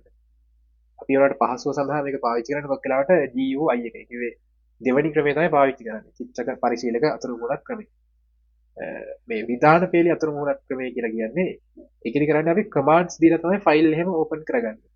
ආය මේ අර ක්ලික් කර කර යන්නේ නැහැ ෆෝල්ඩර් ඇතුළට ගිහිල්ලා එහෙම යන්නේ නැහැ. හරි. එතකොට ඔයාලා දැන් Windows එකේ කමාන්ඩ් ප්‍රොම්ප්ට් එක බැලුවොත් එහෙම එතන ගිහිල්ලා Windows එකට ගිහිල්ලා cmd කියලා ගහපුවම ඔයාලට ගන්න පුළුවන්. එතකොට මේකේ අපි හිතමු දැන් ඉන්නේ මේක ඉන්නේ C වල user කියන එකේ තමයි ඉන්නේ. C drive එකේ තමයි දැන් ඉන්නේ. මට D drive එකට යන්න ඕන නම් මට තියෙන D ගහලා ඔය විදිහට දුන්නාම ඔන්න දැන් D එකේ ඉන්නේ. ඊට පස්සේ අපි බලමු මේක ඇතුලෙන් ගිය හැකි ෆෝල්ඩර් එකක් තියෙනවා හිතන්න. දැන් මේකේ තියෙන ෆෝල්ඩර්ස් ඔක්කොම ආට බලා ගන්න පුළුවන්.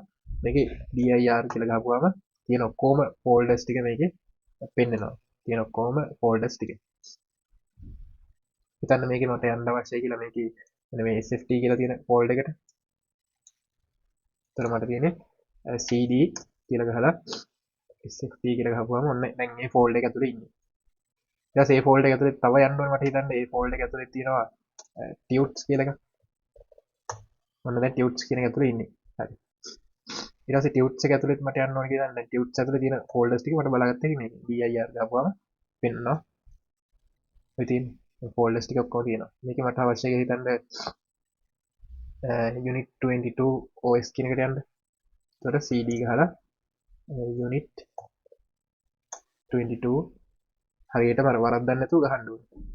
OS කියලා ගහුවා. දැන් ඔන්න ඒක ඇතුලේ ඉන්නේ. ඊට OS එක ඇතුලේ තියෙන ෆයිල්ස් ටිකත් මට බලන්න පුළුවන්. ඔය තියෙන මෙන්න මේ තුන් දෙනා තමයි ඉන්නේ. එතකොට මට යන්න අවශ්‍ය කියලා හිතන්න මට ඕපන් කරන්න ඕන නම් මේ word එක start unit 22.docs ඔන්න දැන් ඕපන් වෙනවා බලා ගන්න පුළුවන්. එතකොට ඔය කරේ අපි තනි කරම කමාන්ඩ්ස් ඔස්සේ තමයි ඕපන් කිරීම සිද්ධ කරන්නේ. මෙතන ඕපන් වුණා. ඔය විදිහට බලා ගන්න පුළුවන්. හරි. එතකොට ඔය කරේ තනිකර කමාන්ඩ්ස් ඔස්සේ ගියේ. එහෙම නැත්නම් අපිට පුළුවන් ඒ තිබ්බේ CLI එකක්. එතකොට ඔයාලට පුළුවන් ඕන නම් චිත්‍රක මුහුණත් ඔස්සේ යන්නත්. ඒක GUI එකෙන් යන්නත් පුළුවන්. GUI එකෙන් ඔතෙන්ට යනවා නම් කරන්න ඕනේ. මෙතනින් ඔන්න දැන් අපි ඉන්නේ මෙතන D එකේ ඔන්න ඉන්නවා. D එකේ අපිට ගිය හැකි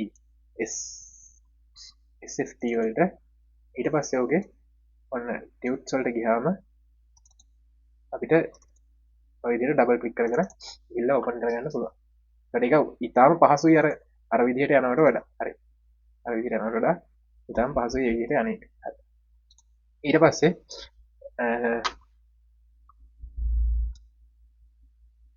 ඔය ඒ දෙන්න ගැන තමයි කියලා තියෙන්නේ. මේකේ ආරම්භක අවධියේදී නිර්මාණය කරනු ලැබුව. ඒකට මේක ඉස්සර ඒ වගේ මේක විතරයි තිබුණේ. CLI එක විතරයි තිබ්බේ. command line එක විතරයි. හරි. ඒ වගේ ටිකක් අමාරුයි එතකොට. Linux පරණේ මෙහෙම ওই විදිහට තිබ්බේ. එතකොට ඒ වගේ අනිවාර්යෙන් උපදෙස් ඇතුළත් කිරීම සඳහා ප්‍රේරක prompt එක කියන්නේ command prompt එක දක්නට ලැබුණලු. අවශ්‍ය කරන සියලු අනුකිරීම් සහ උපදෙස් මෙම ප්‍රේරකයේ මත යතුරු ලියනය කළ යුතුය. එසේම අදාළ අනුකිරීම් කාරක රීතිය නිවැරදිව අනුගමනය කළ යුතුයි. කියන්නේ සින්ටැක්ස් හරියට අනුගමනය කරන්න. දැන් අර මම කියවුවා වගේ CD එහෙම ගහලා ගහන්න ඕනේ නැත්තම් යන්නේ නැහැ. ඊළඟ දිනවා චිත්‍රක පරිශීලක අතුරු මුණත් ඒ කියන්නේ ඔය සාමාන්‍ය අර පින්තූර වලින් පෙන්වලා තියෙන විදිය. වර්තමානයේ භාවිත කරන පරිගණක මෙහෙයුම් පද්ධතිය අතුරු මුහුණ සකස් වන්නේ චිත්‍රක පාදක කරගනිමින්. පරිශීලකයන් පහසුවෙන් මූසිකය මගින් අතැඟිලි භාවිත කරමින් අවශ්‍ය කරන ක්‍රියා ඉටු කර ගැනීමට මේ හැකියාව ලැබෙනවලු. හරි. ඒතකොට දැක්කනේ අර අපි මවුස් එක පාවිච්චි කරලා තමයි දෙවැනි අවස්ථාවේදී ගියේ. අදාළ ડોකියුමන්ට් එක වෙත. හරි. ඊටාම මේ මගින් ඊටාමත් පහසුවෙන් මෙහෙයුම් පද්ධති භාවිත කරමින් අවශ්‍ය කරන කටයුතු ඉටු කරගත හැකිය. චිත්‍රක පරිශීලක අතුරු මුහුණ සහිත මෙහෙයුම් පද්ධති නිර්මාණ කිරීමේදී ප්‍රධාන සංරචක හතරක් භාවිත කරමින් මිත්‍රශීලී පරිසරයක් සකස් කර දී ඇත. මෙම සංරචක හතර WIMP ලෙස කෙටියෙන් හඳුන්වයි. WIMP යනුවෙන් අදහස් කරන්නේ ඔක වැදගත්. දොරන චිත්‍රක පරිශීලක වලින් හදනවා නම් ඒ චිත්‍රක පරිශීලක විදිහට හදනවා නම් මෙන්න මේ හතර දෙනා ඉන්න ඕනේ කියලා කියනවා. හරි.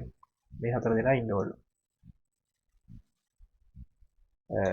ඒ හතර දෙනා තමයි කවුළු. පළවෙනි එක WIMP එකේ W වලින් එනවා W වලින් එනවා Windows කියන එක. ඒ කියන්නේ කවුළු කියන එක. ඊට පස්සේ icon නැත්නම් I අකුරෙන් එනවා icon කියන එක. ඊට පස්සේ M අකුරෙන් එනවා menus menu. ඊට පස්සේ P අකුරෙන් එනවා pointer දක්වනය. ඔය විදිහට ඔන්න ඔය හතර දෙනාම පාවිච්චි කරලා තමයි චිත්‍රක පරිශීලක අතුරු මුහුණට හදන්නේ. හරි. ඊට පස්සේ තියෙනවා මෙහෙයුම් පද්ධති වර්ගීකරණය. විවිධ දේවල් පදනම් කරගෙන මෙහෙයුම් පද්ධති වර්ගීකරණය කරන්න පුළුවන්. පළවෙනි එක තියෙනවා භාවිත කළ හැකි පරිශීලකයන් ප්‍රමාණය අනුව. දැන් එක් පරිශීලකයෙක් පාවිච්චි කරන්න පුළුවන් ඒවා තිබිලා තියෙනවා. MS DOS එක, Windows ME කියලා එකක් තිබිලා තියෙනවා. ඔය විදිහට Windows 9 95 98 කියන users එක්කෙනයි. ඊට පස්සේ බහු පරිශීලකයෝ තමයි Windows වර්තමානයේ තියෙනවා Mac OS එක, Linux ඒවා. ඒ කියන්නේ users ගණනාවක් අර මුලින්ම log වෙනකොට username ගන්නකොට අපිට username එක ගහලා ඒ තමන්ගේ එකට විතරක් log වෙන්න හැකියාව තියෙනවා. තමන්ගේ පද්ධතියට විතරක්. හරි. ඊළඟට තියෙනවා භාවිත කළ හැකි වැඩසටහන් ප්‍රමාණය අනුව ඒක කාර්ය මෙහෙයුම් පද්ධතිය. ඒ කියන්නේ එක වැඩයි එකපාර කරන්න පුළුවන් ඒවා තියෙනවා. ඒවා ඉස්සර තමයි තිබ්බේ හුඟක් single task operating system. කියනවා word එකේ වැඩ කරනවා නම් ආයෙ වෙනකුත් කරන්න බෑ. සිල් වහන්න ඕක කරන්න බෑ. MS DOS එකේ ඒ වගේ කරු උදාහරණයක් ඉස්සර තිබ්බ එකක්. ඊට පස්සේ බහුකාර්ය මෙහෙයුම් පද්ධතිය කියන්නේ මල්ටි ටාස්කින් කියන්නේ වැඩ කිහිපයක් එකවර කර හැකියි. ඒවා තමයි හුඟක් වෙලාවට තියෙන්නේ දැන් දැක ගන්න පුළුවන් වෙන්නේ ඔක්කොම Windows, Linux, Mac OS ඔක්කොම. ඊළඟ ප්‍රතිචාර දක්වන අවස්ථාව අනුවක් බෙදන්න පුළුවන්. කාල සමභාවිත විභාජන මෙහෙයුම් පද්ධති. time sharing operating system. ඒ කියන්නේ අර මම කලින් කිව්වා වගේ අර ප්‍රොසෙසර් අර CPU එකට ලෝඩ් කරනවා කියුවේ ඔපරේටින් සිස්ටම් එක විසින්. මම කලින් උඩ ඇඳලා අර ලෝඩ් කරන එකක් කරනවා කියන්නේ. මෙතන මේ ලෝඩ් කරනකොට කරන්න පුළුවන් එක විදිහක් තමයි ටයිම් එකක් දීලා ෂෙයා කරන එක CPU එකේ. ඒ කියන්නේ P1 එකට තප්පර 5ක් දෙන්න ඕනේ. ඒ තප්පර 5 P1 එක විතරයි රන් වෙන්නේ. ඊට පස්සේ ඒක අයින් වෙලා යනවා. ඊට පස්සේ P2 එකට ටයිම් එකක් දෙනවා. ඒක රන් වෙනවා ඒක අයින් වෙලා යනවා. ඒ විදිහට කාලයක් වෙන් කරලා දෙනවා යම් කිසි ප්‍රොසෙස් එකකට. ඒ විදිහට යන එකක් තමයි ටයිම් ෂෙයාරින් කියලා කියන්නේ. එහෙම නැත්තම් තියෙන පුළුවන් තත්ත්ව කාල මෙහෙයුම් පද්ධතිය. ඒ කියන්නේ රියල් ටයිම් ඔපරේටින් සිස්ටම්ස්. ඒතර රියල් ටයිම් ඔපරේටින් සිස්ටම්ස් වල වෙන්නේ හිතන්නකෝ දැන් ඒවා හුඟක් වෙලාවට පාවිච්චි වෙන්නේ එම්බෙඩඩ් සිස්ටම් වල Arduino බෝඩ් වල අන්න ඒ වගේ. අර දැකලා ඇති අර සෙන්සර්ස් එහෙම හයි කරනවානේ Arduino බෝඩ් වලට. හිතන්නකෝ උෂ්ණත්වයේ වයින් සෙන්සර් එකක් හයි කරා කියලා. ඒතර ඒ උෂ්ණත්වයේ වයින් සෙන්සර් එකෙන් හැම වෙලාවෙම data එනවා ඔපරේටින් සිස්ටම් එකට. එයාගේ තියෙන. ඒකට හැම වෙලාවෙම data එද්දි අපිට අර ඒවා ප්‍රොසෙස් එක ටයිම් ෂෙයාරින් කරන්න බෑ. මෙයාට ටයිම් එකක් තියෙනවා මේ වෙලාවේ විතරයි වැඩ කරන්න කියලා වෙන් කරන්න බෑ. එතකොට ඒ වගේ අර Arduino boards වල නැත්තම් embedded system වල පාවිච්චි වෙන්නේ එක දිගට දත්ත ගලාගෙන ඉන්න හින්දා ඒ වගේ මේ පාවිච්චි වෙන්නේ මේ real time operating systems. ඒ වගේදී යම්කිසි කාර්යයකට නැත්තම් process එකකට නිකන් ඩෙඩ්ලයින් එකක් වගේ තියෙනවා. එතකොට ඒ ඩෙඩ්ලයින් එක පාස් වෙන කලින් කොහොම හරි ඒගොල්ලන්ව ප්‍රොසෙස් කිරීම සිද්ධ කරන එක තමයි වගකීම වෙන්නේ ඔපරේටින් සිස්ටම් එකේ. අන්න එහෙම විදිහක් තියෙනවා දැන්. ටයිම් ෂෙයාරින් එක තමයි සාමාන්‍යයෙන් අපි පාවිච්චි කරන එහෙම භාවිත වෙන්නේ. හරි. ඊට පස්සේ තව තියෙනවා batch processing operating system. ඒ වගේදී එහෙම යූසර්ගේ බැඳියත් වීමක් නැහැ. ඒගොල්ලෝ අදාළ process මොනවද කියලා තීරණ අරගෙන ඒවා නිකන් පිළිවෙලට හදාගෙන process කරගෙන යන එකක් සිද්ධ කරන්නේ. මොකද කියලාට servers වල එහෙම run වෙනවා. ඒ වගේදී batch processing operating system සමත් වෙනවට run වෙනවා බලා ගන්න පුළුවන්. ඒ විදිහට එතකොට operating systems වර්ග කරන්න පුළුවන්. ඊළඟට දෙනවා වර්තමානයේ ප්‍රචලිත මෙහෙයුම් පද්ධති කියලා කිහිපයක්. විවිධ කාර්ය සඳහා භාවිත කරන මෙහෙයුම් පද්ධති අතිවිශාල ප්‍රමාණයක් වර්තමාන ලෝකයේ භාවිත කරනු දක්නට පුළුවන්. සමහර ඒවා ඉතාමත් විශේෂ කාර්ය සඳහා පමණක් යොදා ගන්න අතර තවත් ඒවා සාමාන්‍ය පොදු භාවිතය සඳහා යොදා ගන්න දක්නට පුළුවන්. වර්තමානයේ පුද්ගල පරිගණකවල භාවිත කරන වඩාත් ප්‍රචලිත මෙහෙයුම් පද්ධති වන්නේ. හරි. මේ ටිකක් මතක තියෙන්න ඕනේ. මේවා නම් කොහොමද සාමාන්‍ය දැනුම Microsoft පවුලේ Windows මෙහෙයුම් පද්ධති පෙළ. ඒ කියන්නේ Windows එකේ තියෙන විවිධාකාරයේ ඒවා Windows 7 8 8.1 10 11 වගේ විදිහට ආවේ ඒවා ටික. ඊට පස්සේ Apple Mac OS X එක. හරිද? මේ Mac කියන එකේ තියෙන්නේ මේ විදිහට තමයි මේකේ දිග තේරුම මේ Macintosh කියලා තමයි තියෙන්නේ. හරි. ඒක තමයි ඒකේ දිග නියම එක තමයි දාලා තියෙන්නේ. ඊට අමතරව Linux බෙදා හැරීම Linux distributions විදිහට Ubuntu ඔය වගේ ඒවා බලන්න පුළුවන්. හරි ඔය තුන තමයි මේන්ලි දාලා තියෙන්නේ. ඊට අමතරව දැකලා ඇති Android කියන්නේ තාය වෙනම operating system එකක්. හරි. ඔයාලා දැකලා තියෙනවට අනුව හරි. එතකොට මෙතනින් තියරි කොටස් ටික අවසන් වෙනවා operating system එකට දාලා ඊළඟට අපි ප්‍රශ්න පිළිබඳව බලමු මේකට දාලා.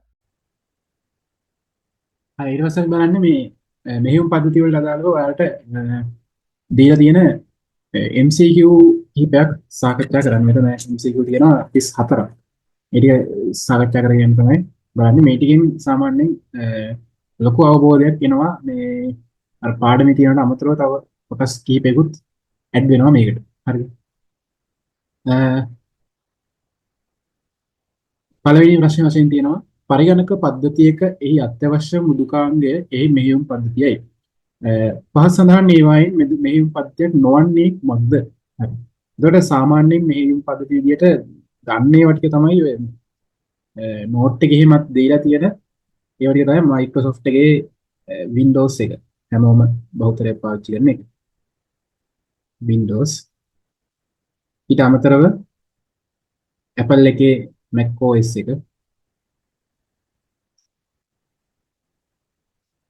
Linux ඊට අමතරව Ubuntu ඔය වගේ සෙට් එකක් කියන්න පුළුවන් සාමාන්‍ය දැනීමේ තියෙන ඒවා ටිකට. හරි.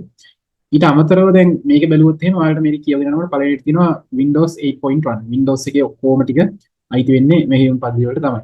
හරි. එතකොට ඒක හරි.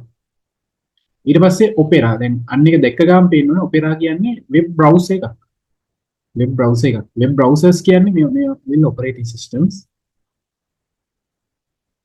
මම දැන් මේ IT කරන සෙට් එක නම් දන්නවා. මේව ගැන හොඳට මේ ඔපරේටිං සිස්ටම්ස් වෙබ් බ්‍රවුසර් එකක් කියන්නේ වෙනම කතාවක්. ඒක ඇවිල්ලා කිසිදු සම්බන්ධයක් නැහැ මේ ඔපරේටිං සිස්ටම් එකත් එක්ක. Web browser. හරි. වෙබ් බ්‍රවුසර්ස් වලට උදාහරණ තමයි මම කියන්නම්. දැන් වර්තමානයේ මොකක්ද ප්‍රචලිත එක තමයි මේ Chrome Google එකේ Chrome එක. Firefox.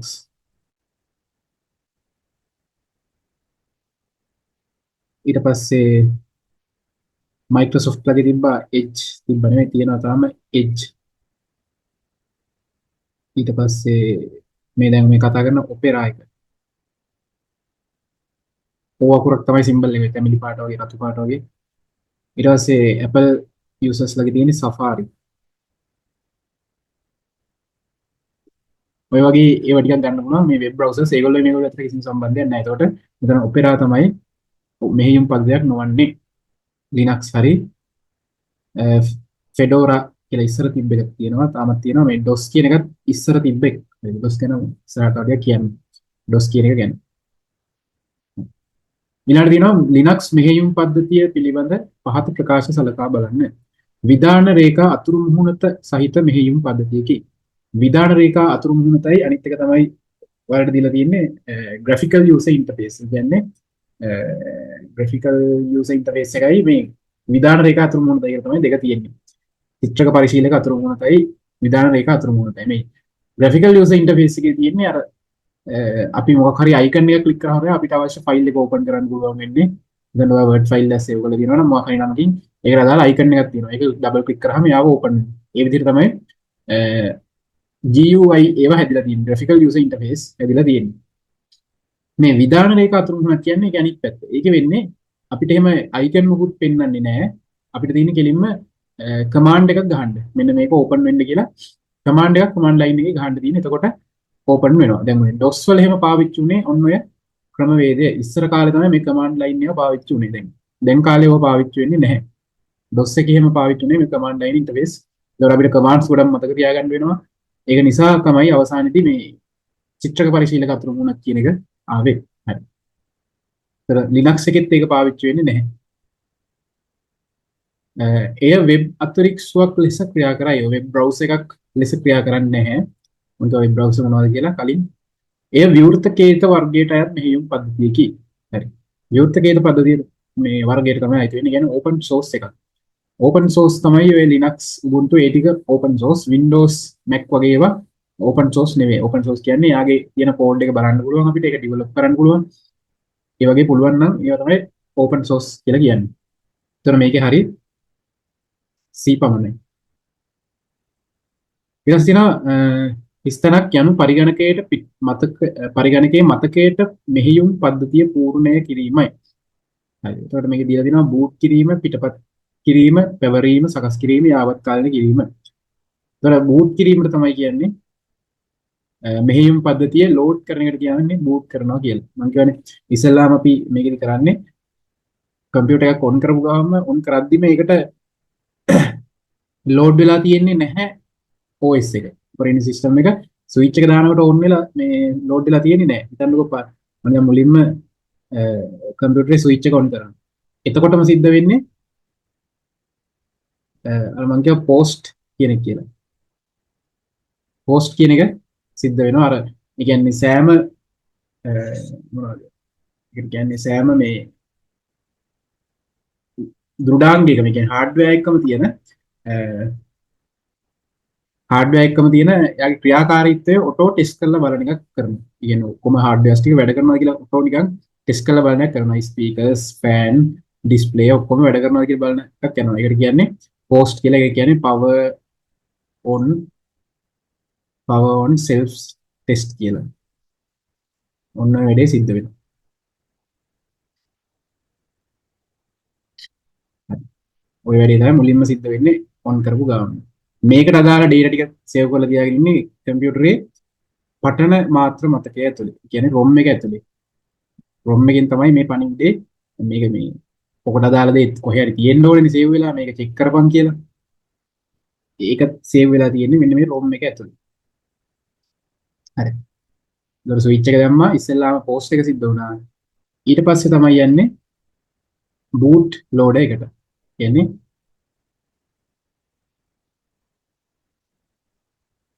boot loader කියලා ඉන්නවා. boot loader තමයි OS එක CPU එකට දාලා දෙන්නේ. OS එක CPU එකට දාන්නේ මෙතනදී. හරි. එතන මේ boot loader වශයෙන් උගත් වෙලාවට CMOS memory එකක් තමයි තියෙන්නේ. CMOS memory එක. එතකොට එයාගෙන් ඒ අදාළ OS එකට අදාළ මොනවා හරි address එක හරි ඒක අරගෙන ඒකෙන් ඒක මේ ROM එකට මේ RAM එකට දාලා ඊට පස්සේ ඒක CPU එකට දාන එක මේ OS එකෙන් OS එක දාන එක කරන්නේ මෙතනදී boot loader එකෙන්. ඊට පස්සේ ඔන්න ඒක OS එක දැම්මට පස්සේ CPU එකට ඊට පස්සේ ආයෙ හිතන්න දෙයක් නැහැ.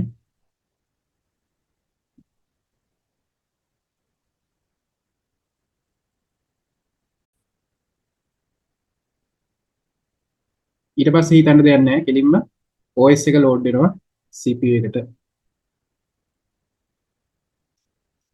එතනින් පස්සේ වැඩේ බලාගන්නේ operating system එක විසින්.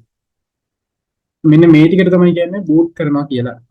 මේ මුළු process එකට මෙතන ඉඳලා මෙතෙන්ට ගන්න තියෙන ටික. ඔන්න ඔය ටිකට තමයි boot කරනවා කියලා කියන්නේ. හරි.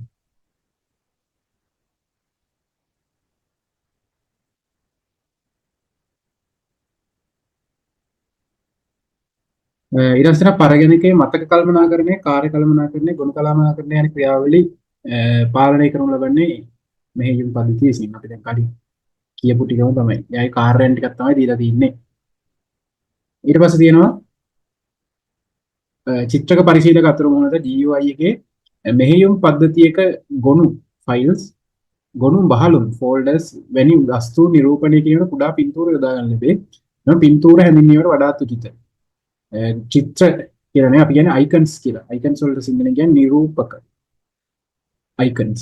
සමහර වෙලාවට මේ සිංහල එක විතරක් දෙන්නත් පුළුවන්. ගොඩක් වෙලාවට වරහන් ඇතුලේ දෙනවා ඉංග්‍රීසි එක. නිකන් මතක තියාගෙන ඉන්න සිංහල නමුත් නිරූපක කියලා කියනවා අයිකන්ස් වලට. හරි. ඊට පස්සේ පහත සඳහන් කරුණු සලකා බලන්න.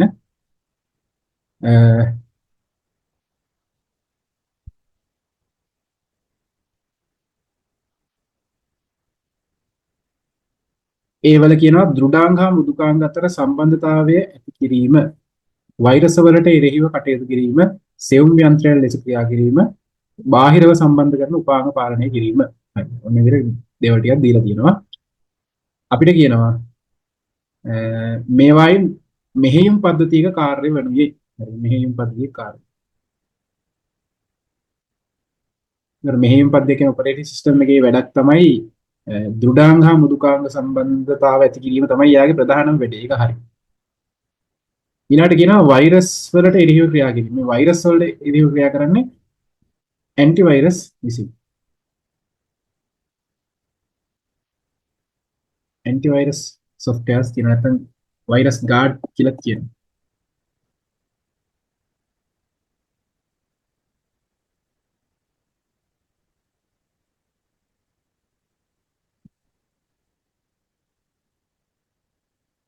හරි. මම හිතන්නේ ප්‍රතිවෛරස මෘදුකාංග කියලා කියනවා. ප්‍රතිවෛරස මෘදුකාංග.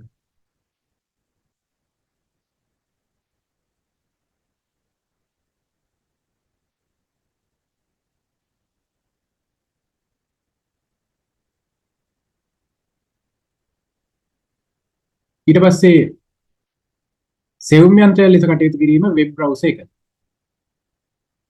වෙබ් බ්‍රවුසර් එකෙන් තමයි අපි සර්ච් කරන ඒවා කරන්නේ ඔක්කොම. ඒකට OS එකේ වැඩක් නෙවෙයි. ඒතර සෙවුම් යන්ත්‍රයට අපි කියනවා වෙබ් අතිරික්සුව.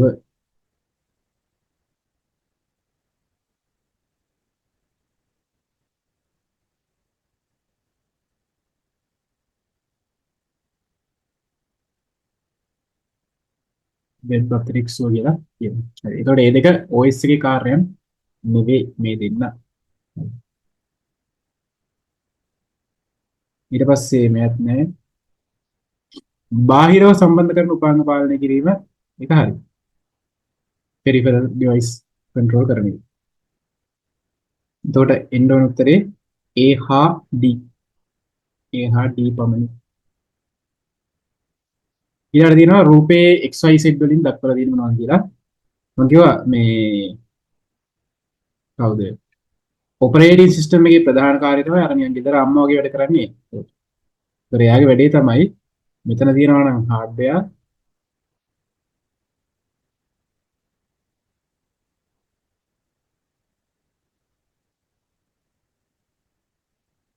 මෙතන තියෙනවා නම් application software يعني යෙදුම් මෘදුකාංග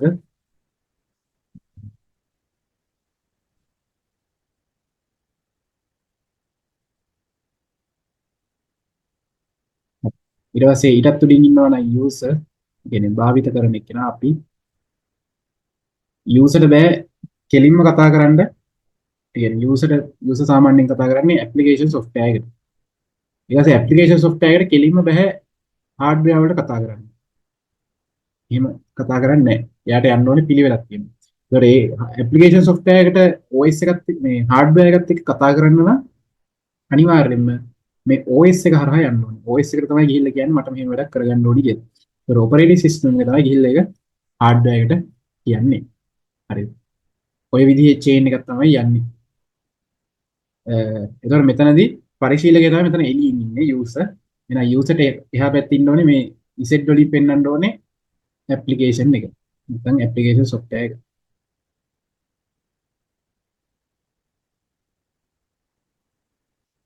ඊට පස්සේ Y වලින් පෙන්වන්නේ ඒ අතරමැදිය ඔපරේටිං සිස්ටම් එක. ඊට පස්සේ X වලින් පෙන්වන්නේ එතකොට හાર્ඩ්වෙයාර් එක. හරි. එතකොට අපි ගන්න XYZ ඒ කියන්නේ ඇතුළේ ඉඳලා එළියට තමයි යන්නේ. එතකොට X විදිහට තියෙනෝනේ හાર્ඩ්වෙයාර් කියන්නේ දෘඩාංග. Y වලින් තියෙන්නේ මෙහෙයුම් පද්ධතිය, Z වලින් තියෙන්නේ යෙදුම් මෘදුකාංග. එතකොට අංක 3 තමයි එන්න ඕනේ. 4 3. ඊළඟට 8 බැලුවොත් එහෙම ගොනු ෆයිල් සම්බන්ධයෙන් ප්‍රකාශ වලින් සදොස් වන්නේ. කියන්නේ වැරදි එක තමයි අහන්නේ. ගොනුවක ගොනු නාමය හා ගොනු දිගුව ලෙස ප්‍රධාන කොටස් දෙකකි. ඒක හරි. ඒ කියන්නේ ඔය ෆයිල් එකේ නමයි එක්ස්ටෙන්ෂන් එක කියන්නේ. හරි ඊට පස්සේ මේ ගොනු සම්බන්ධව පාත් ප්‍රකාශ වලින් සදොස් වන්නේ කියලා අහලා තියෙන්නේ. එතකොට ගොනුවක නාමය සහ ගොනු දිගුව ලෙස ප්‍රධාන කොටස් දෙකකි. ඔය කියන්නේ ගොනුවේ නම ගත්තාම හිතන්නකෝ වර්ඩ් ෆයිල් එකක් හදුවා කියලා SFT කියලා.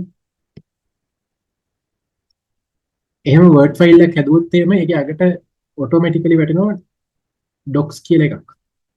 මේකෙන් තමයි මෙයා මොන වර්ගයට අයිති ෆයිල් එකක්ද කියලා අඳුරගන්නේ. මේක ඕනෙම වර්ඩ් ෆයිල් එක ඇතුළත් වෙනවා.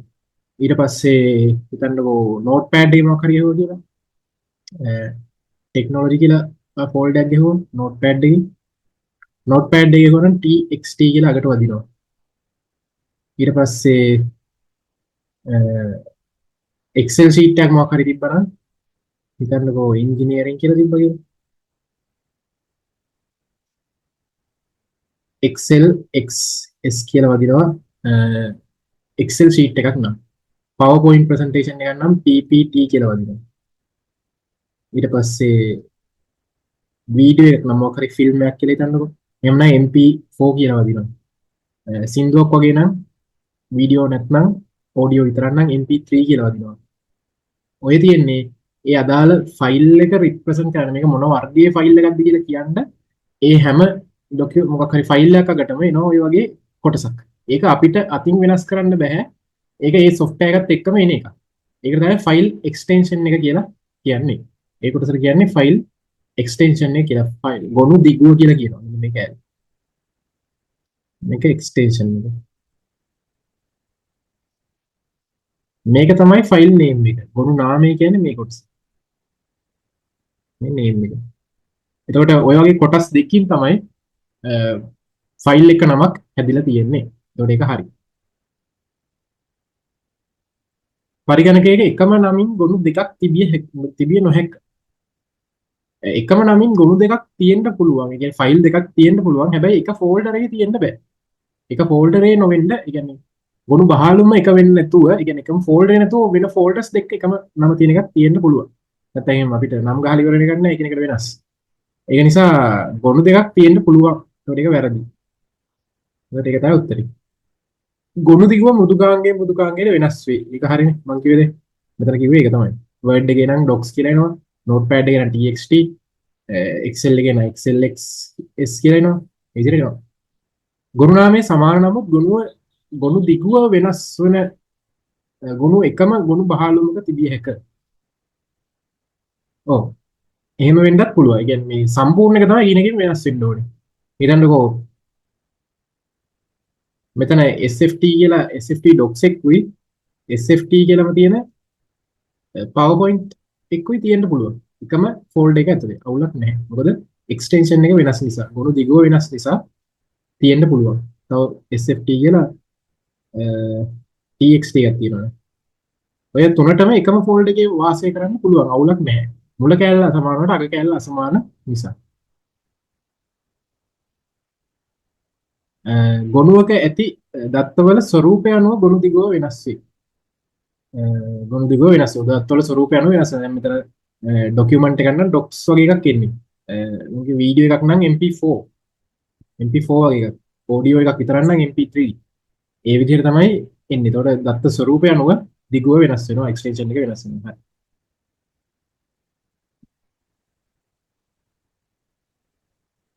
ඊළඟ කොටස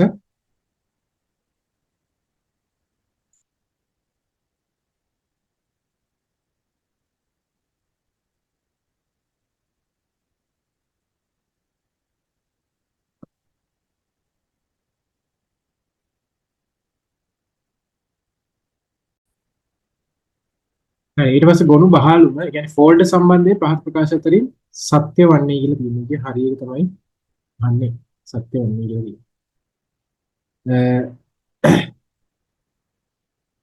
ගොනු බහලුමක් තුළ තැනිය හැකි උපරිම ගොනු සංඛ්‍යාව 16කි. එහෙම සීමාවක් නැහැ.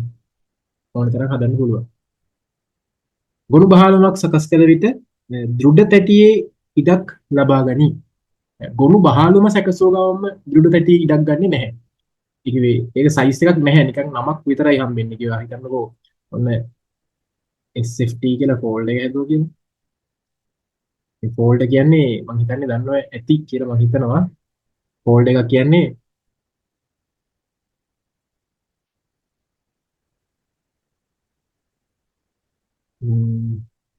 ආයි කම්පියුටර්ස් වල දැකලා කහ පාටට තියෙනවා අයිකන් එක.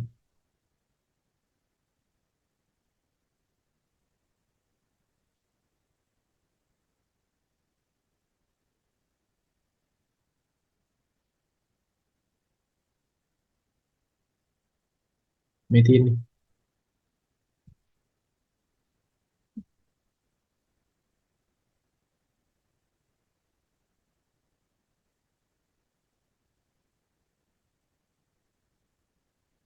මේ වගේ තමයි මේ තියෙන එක ෆෝල්ඩර් එක. මම මේ SFT කියන එක සලකුවොත් එහෙම මේ තියෙන තනි ෆෝල්ඩර් එක. ඊට පස්සේ අපිට පුළුවන් මේ ෆෝල්ඩර් එක ක්ලික් කරාම මේක ඇතුළට යන්න.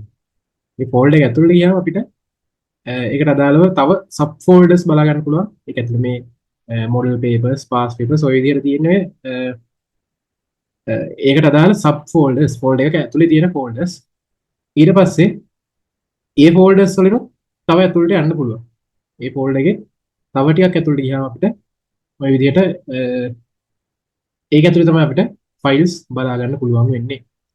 ඔය විදිහට තමයි මේ ෆෝල්ඩර්ස්, සබ් ෆෝල්ඩර්ස් තියෙන්නේ. ඒතර අවශ්‍ය ඕනේ තරම් අපිට ෆෝල්ඩර්ස් හදාගන්න පුළුවන්. ඒකේ මේ ෆෝල්ඩර්ස් නෙමෙයි, ෆයිල්ස් හදාගන්න පුළුවන් ෆෝල්ඩර් එකක් ඇතුලේ. ඒක කිසි ප්‍රශ්නයක් නැහැ.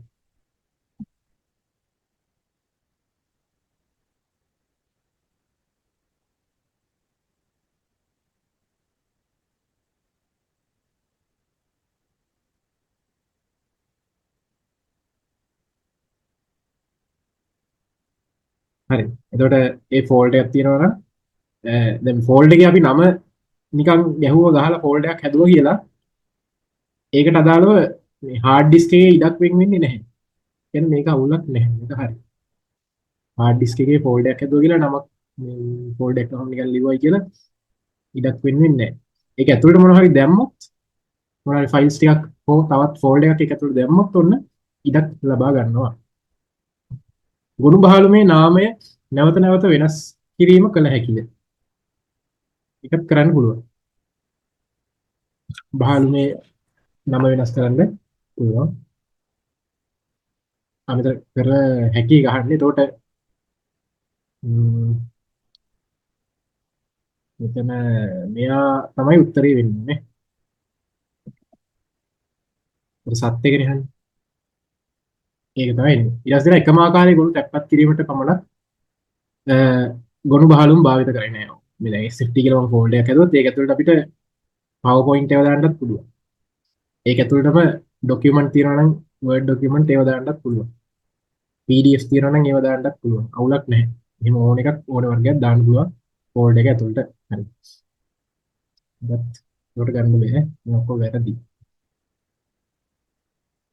ගොනු බහලුම් නාමයකටද ගොනු දිගු ඇත. ගොනු බහලුම් නාමයට දිගු වෙන්නේ නැහැ. එක්ස්ටෙන්ෂන් එන්නේ නැහැ. දැන් මෙතන SFT කියන ෆෝල්ඩර් එක සැලකුවොත් එහෙම ඒක තමයි යාගේ නම. ආයකට ඩොට් එකක් ඇවිල්ලා තව මොනවත් එන්නේ නැහැ යාට.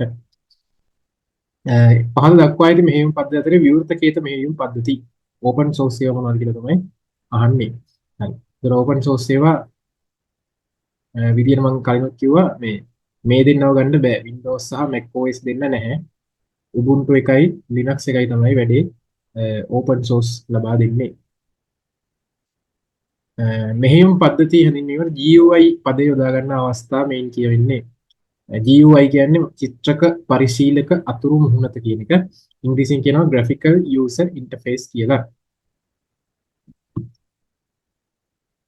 මොකද අලුත් ඒවා තියෙන්නේ GUI කියලා අර command line interface නෙවෙයි. හානිදායක ක්‍රමලේඛන malwares කියන්නේ සඳහා උදාහරණයක් වන්නේ malwares කියන්නේ වෛරස් වලටම අයිති. සඳහා උදාහරණයක් වන්නේ කියලා තියෙන්නේ softwares වලට. ඒ කියන්නේ හානිදායක softwares අත malwares වල උදාහරණයක්. static විභාගීකරණය, disk defragmentation මේක ගැන මම ඉස්සරහට කතා කරනවා. මේක නෙවෙයි. නිදොස්කරණය debugger එක එකක් නෙවෙයි. firmware එකක් නෙවෙයි. trojan අශ්වයින් trojan horse මේක තමයි උත්තරේ. මේ ඇවිල්ලා malware එකක්. කම්පියුටර් ඇතුළට රින් කරලා කම්පියුටරේට හානි කරන්න පුළුවන් malware එකක් තමයි trojan horse කියලා කියන්නේ. assembly language කියන්නේ language එකක්. language එක කියන්නේ assembly language එක කියලා ගත්තා ඒක. Windows Explorer මගින් කිසියම් බහලුමක් විවෘත කළ විට එහි ලිපින තීරුවේ මෙන්න මෙහෙම එකක් පෙන්නනවලු c:/sc tech කියලා. මෙහි c ලෙස දක්වා ඇත්තේ c ලෙස අපි දන්නවා මේ කම්පියුටර් එක ගියාම අර මුලින් තියෙන ඩ්‍රයිව්ස් ටික C drive එක D drive එක කියලා කම්පියුටර් අපිට මූලිකව බෙදන්න පුළුවන්. අන්නේ කොටස් ටික තමයි මේ C ද D ද ඔය විදිහට පෙන්නන්නේ. මම මේකේ පෙන්නන්නම්.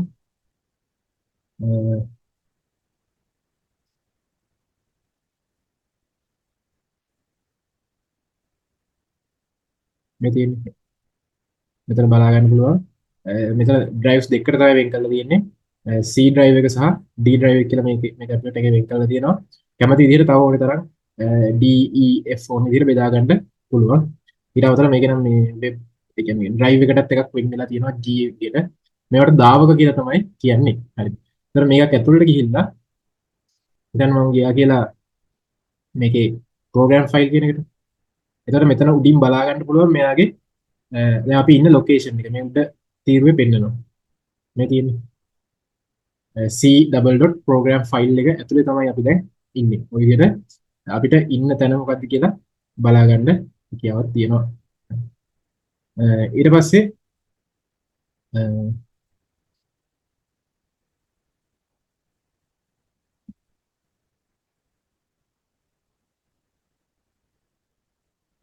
මේක එතකොට තේරුම තමයි අපි ඉන්නේ දැන්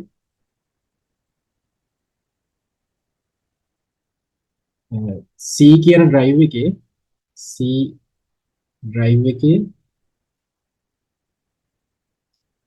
C කියන drive එක ඇතුළට ගිහිල්ලා ඒ C කියන drive එක ඇතුලේ තියෙනවලු folder එකක් SC tech කියලා. ඒක ඇතුලේ folder එකක් තියෙනවා SC tech. ඒක ඇතුලේ folders ගොඩක් තියෙනවා. ඕකෙන් එකක් තියෙනවලු SC tech කියලා. ඔන්න ඔය folder එක ඇතුලේ තමයි දැන් ඔයා ඉන්නේ මේක ඇතුලේ. ඒක ඇතුලේ ඉන්නකොට තමයි උඩින් ඔය විදිහට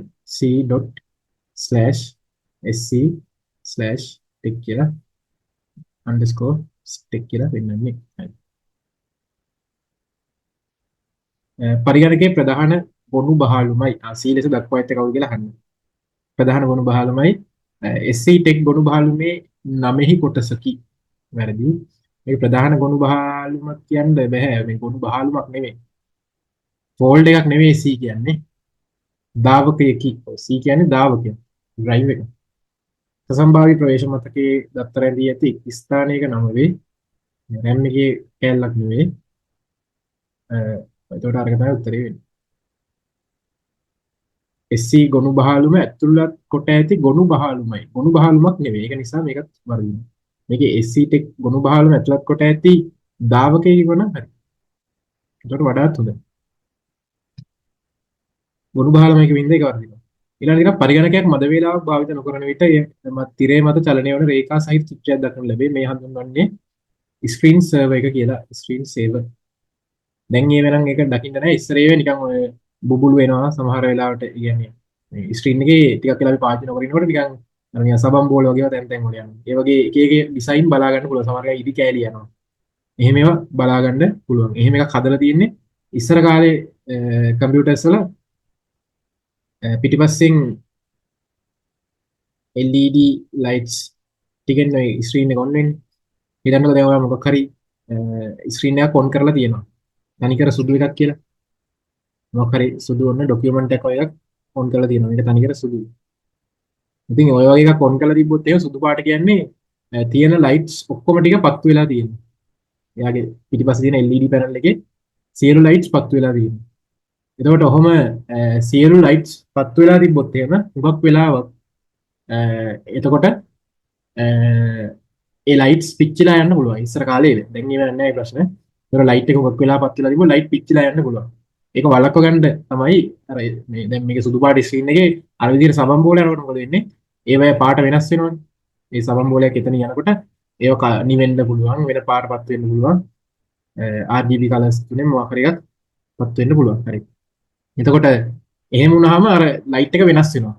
එතකොට අර එක දිගටම පත් වෙලා තිබීමේ අවස්ථාවක් නැති වෙලා යනවා. ඒක ස්ක්‍රීන් එක සේව් කරගන්න තමයි ඒක ඉස්සර හදලා තියෙන්නේ. ඒක තමයි ස්ක්‍රීන් සේව කියලා කියන්නේ. ඊට පස්සේ තියෙනවා ශිෂ්‍යෙක් තම ජංගම දුරකථනය භාවිත කොට ඡායාරූපයක් ලබා ගනී. එය පරිගණකයේ ගොනුවක් ලෙස ගබඩා කර තැබීමට භාවිත කළ නොහැකි ගොනු නාමය වන්නේ. භාවිත කළ නොහැකි එක හරියි. ඉමේජ් එකක් නම් සේව් කරන්න පුළුවන් BMP විදිහට පුළුවන්, අවුලක් නැහැ. ඊට පස්සේ JPG විදිහට JPEG ෆයිල් එකක් විදිහට පුළුවන්. PPT කියන්නේ PowerPoint. PowerPoint එකේ හදන ප්‍රසන්ටේෂන් එක PowerPoint විදිහට හදන්න සේව් කරන්න බෑ. TIFF එකක් විදිහට පුළුවන්. ඔය හුඟක් Photoshop එකේ හදන ඩිසයින් එහෙම TIFF විදිහට තමයි සේව් කරන්නේ. ටිකක් විස්තරාත්මක ඉමේජ් එකක් තමයි ඒකට තියෙන්නේ. ටිකක් ලොකුයි ඒ සයිස් එක. GIF එකක් විදිහට පුළුවන්. GIF එක කියන්නේ අර නිකන් වීඩියෝ එකක් වගේ ආයෙ ප්ලේ වෙන ඒ වගේ සේව් කරගන්නත් පුළුවන්. ඒකට PPT එකක් විදිහට තමයි සේව් කරගන්න බැරි. ඊළඟ දින DOS යනු ඉතා අඩු ඉඩක් වැය වන පරිගණකවල මූලිකව අවශ්‍ය වූ මෘදුකාංගයකි. මෙහි DOS යනුවෙන් හඳුන්වන්නේ.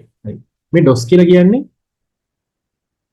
ඔය Windows Mac OS ඒවා එන්න කලින් මේ Windows එක Mac OS එක වගේ එන්න කලින් පාවිච්චි වෙච්ච ඔපරේටින් සිස්ටම් එක DOS. හරි.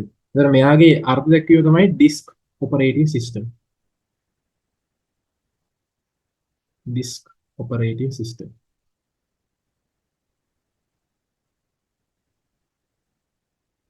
disk operating system. ඒතර මෙයාගේ තියෙන විශේෂත්වය මෙයා පාවිච්චි කරලා තියෙන්නේ අර සාමාන්‍ය දැන් අපිට දැන් පාවිච්චි කරන්නේ GUI නේ, graphical user interface නේ. මම කිය icon click කරලා file open කරන්න හැකියාවනේ. ඒක නෙවෙයි ඒ කාලේ පාවිච්චිලා තියෙන්නේ command line interface. ඒ කියන්නේ ඔයාලට ෆයිල් එකක් ඕපන් කරන්න ඕන නම් command line එකේ ඒක ගහන්න ඕන. මට මේ ෆයිල් එක ඕපන් කරලා දෙන්න. සිංහලෙන් නෙවෙයි එහෙම නෙවෙයි. ඉංග්‍රීසියෙන් අදාළ command එකක් තියෙනවා ඒක ගහන්න. එතකොට ඔක්කොටම එක එක commands තියෙනවා ඒවා මතක තියාගන්න ඕනේ. ඒකයි මේකේ තියෙන අවුල. ඒක නිසා තමයි ඒ වගේම මේක හුඟක් ඔය පාවිච්චි කරේ disk operate කරගන්න. ඒ කිව්වේ මොනවා හරි අලුතෙන් ගොනු හදන්න ගොනුවක් ක්‍රියේට් කරන්න ඒ වගේ මේක ඩිලීට් කරන්න මොඩිෆයි කරන්න ඒ වගේ ඒවා තමයි හුඟක්ම පාවිච්චි වෙලා තියෙන්නේ. හරි. මෙයාගේ දිග නම තමයි disk operating system කියලා කියන්නේ. හරි. මෙයාගේ වැඩේ තියෙන්නේ මෙයා වාසියක් තමයි මෙයාගේ අඩු ඉඩක් වැය වෙන්නේ. ඒ වාසිය තියෙනවා. ඊළඟට යමු අපි 17 ප්‍රශ්නෙට. 17 ප්‍රශ්නේ කියනවා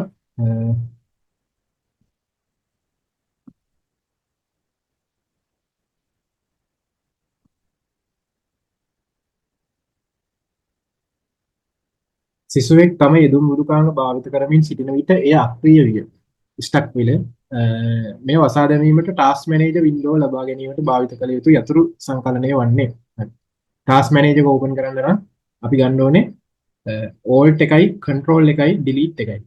මෙන්න මේවා තමයි පාවිච්චි කරන්න ඕනේ. මම මේකේ try එකක් දෙන්නම් බලන්න. ඔයාලට පෙනේද දන්නේ.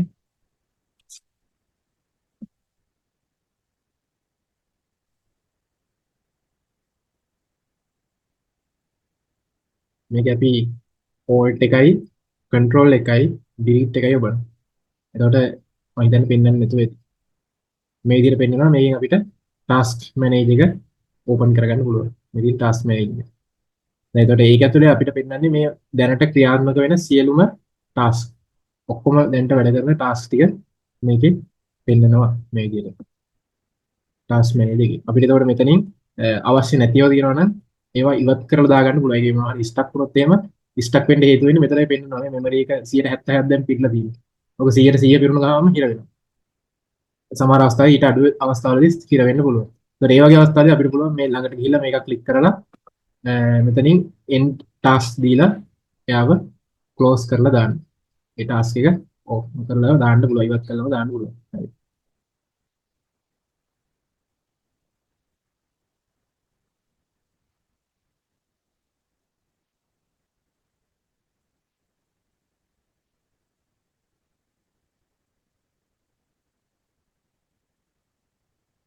ඊට පස්සේ තියෙනවා DOS prompt key dir/p විධානය ක්‍රියාත්මක කිරීමෙන්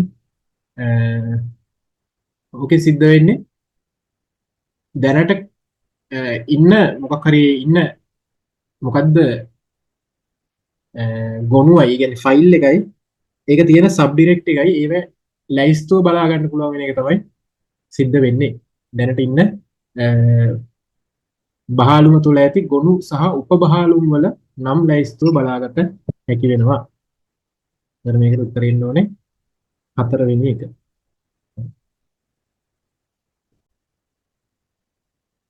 හරි මෙතන කමාන්ඩ් ප්‍රොම්ප්ට් එක ගත්තොත් එහෙම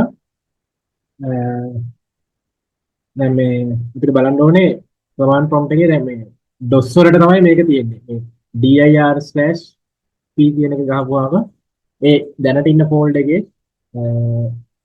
තියෙන සබ් ෆෝල්ඩර් සහ ෆයිල්ස් ටික පෙන්වන එක තමයි වෙන්නේ. මේක තමයි Windows වලත් වැඩ කරනවා මේක. උදාහරණයක් වශයෙන් පෙන්වුවොත්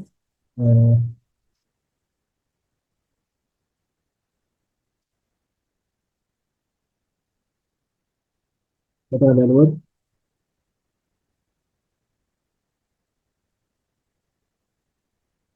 මම dir/p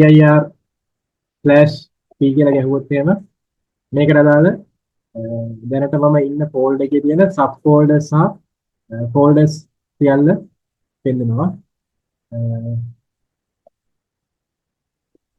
මෙතන මේ ඔක්කොම ටික පෙන්නනවා. දැන් මේක මම මේ දැන් අපි ඉන්නේ මගේ C drive එකේ user කියන එකේ තමයි ඉන්නේ. මම ඒකට නිකන් ගිහිල්ලා බැලුවොත් එහෙම මෙන්න මේ විදිහට තියෙන්නේ. මෙතන C drive එකේ users එකේ user කියන එකේ තියෙන මෙන්න මේ ෆෝල්ඩර්ස් ටික තමයි අතන අර ලිස්ට් එකක් විදිහට පෙන්වන්නේ. මේ ෆයිල්ස් ටික සහ ෆෝල්ඩර්ස් ටික තමයි මේකේ මේ පෙන්වන්නේ. ඒ විදිහට අපිට කමාන්ඩ් ලයින් පාවිච්චි කරලා බලා ගන්න පුළුවන්. දැන් මේ තියෙන්නේ කමාන්ඩ් ලයින් එකකින් එන එක. මේ තියෙන්නේ කළු පාටකේ. චිත්‍රක පරිශීලකයෙන් එන එක තමයි මේ තියෙන්නේ. පිටිපස්සෙන් තියෙන්නේ චිත්‍රක පරිශීලකයෙන් එන එක. GUI එකයි කමාන්ඩ් ලයින් එකයි ඔය විදිහට තමයි පෙන්වන්නේ. ඊළඟට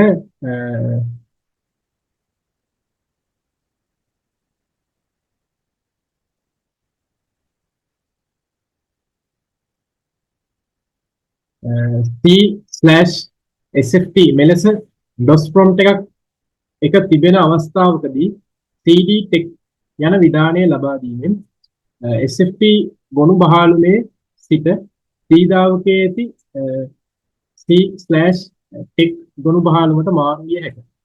SFT ගොනු බහලුමේ තුල ඇති tech උප ගොනු බහලුමට මාරු විය හැකිය. දැන් මෙතන මේ කියන්නේ DOS prompt එකේ මුලින්ම තියෙන අර මගේ එකේ දැන් තිබ්බේ. මගේ එකේ තිබ්බේ මෙන්න මෙහෙම එකක්.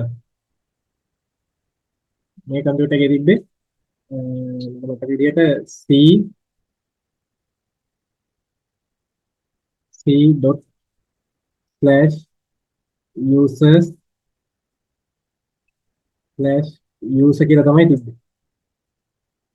ඒ කියන්නේ දැන් එයා ඉන්නේ මෙන්න මේ ලොකේෂන් එකේ. C කියන drive එක ඇතුලේ users කියන folder එකට ගිහිල්ලා ඒක ඇතුලේ user කියන folder එක ඇතුලේ තමයි ඉන්නේ.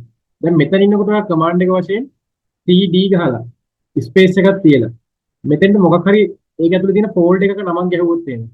දැන් උදාහරණයක් වශයෙන් මෙතන නම් tech කියන එක ගහලා තියෙනවා. අනිවාර්යෙන් මේ user කියන folder එක ඇතුලේ මේක තියෙන්න ඕනේ මේ නම. නැත්නම් මොකවත් එන්නේ නැහැ error එකක් එන්නේ. කොහොම ගැහුවොත් එහෙම මේ cd කියන එක කියන්නේ යනවා කියන එක එතෙන්ට. එතෙන්ට ගමන් කරන්න. ඒක ඇතුළට යන්න කියන එක තමයි මේ cd කියන command එකෙන් දෙන්නේ. එතකොට tech කියලා ගහපුවම දැන් මේක යනවා මේ tech කියන folder එක ඇතුළට. user ඊට පස්සේ tech කියන folder එක ඇතුළට දැන් යනවා. ඔන්න ඔය විදිහට අපිට cd ගහලා ඕනෙම ස්ථානයකට මේ පරිගණකයේ ගමන් කරන්න පුළුවන්. මේකේ ඩොට් එකක් ගහලා ඔන්න ආපස්සට එන්න පුළුවන්.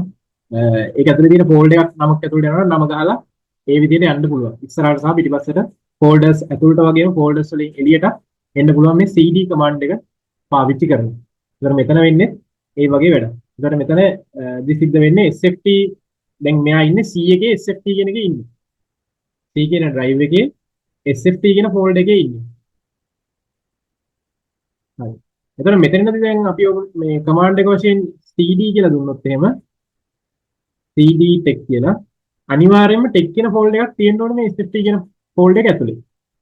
මේ ලොකු folder එක ඇතුලේ tech කියන sub folder එකක් තියෙන්න ඕනේ. එතකොට මොකද වෙන්නේ? එයාට පුළුවන් වෙනවා එහෙම තියෙනවා නම් ඒ sub folder එක ඇතුළට tech කියන sub folder එක ඇතුළට මෙයාට ගමන් කිරීමේ හැකියාව ලැබෙනවා. දැන් ඔක ඇතුළට යනවා.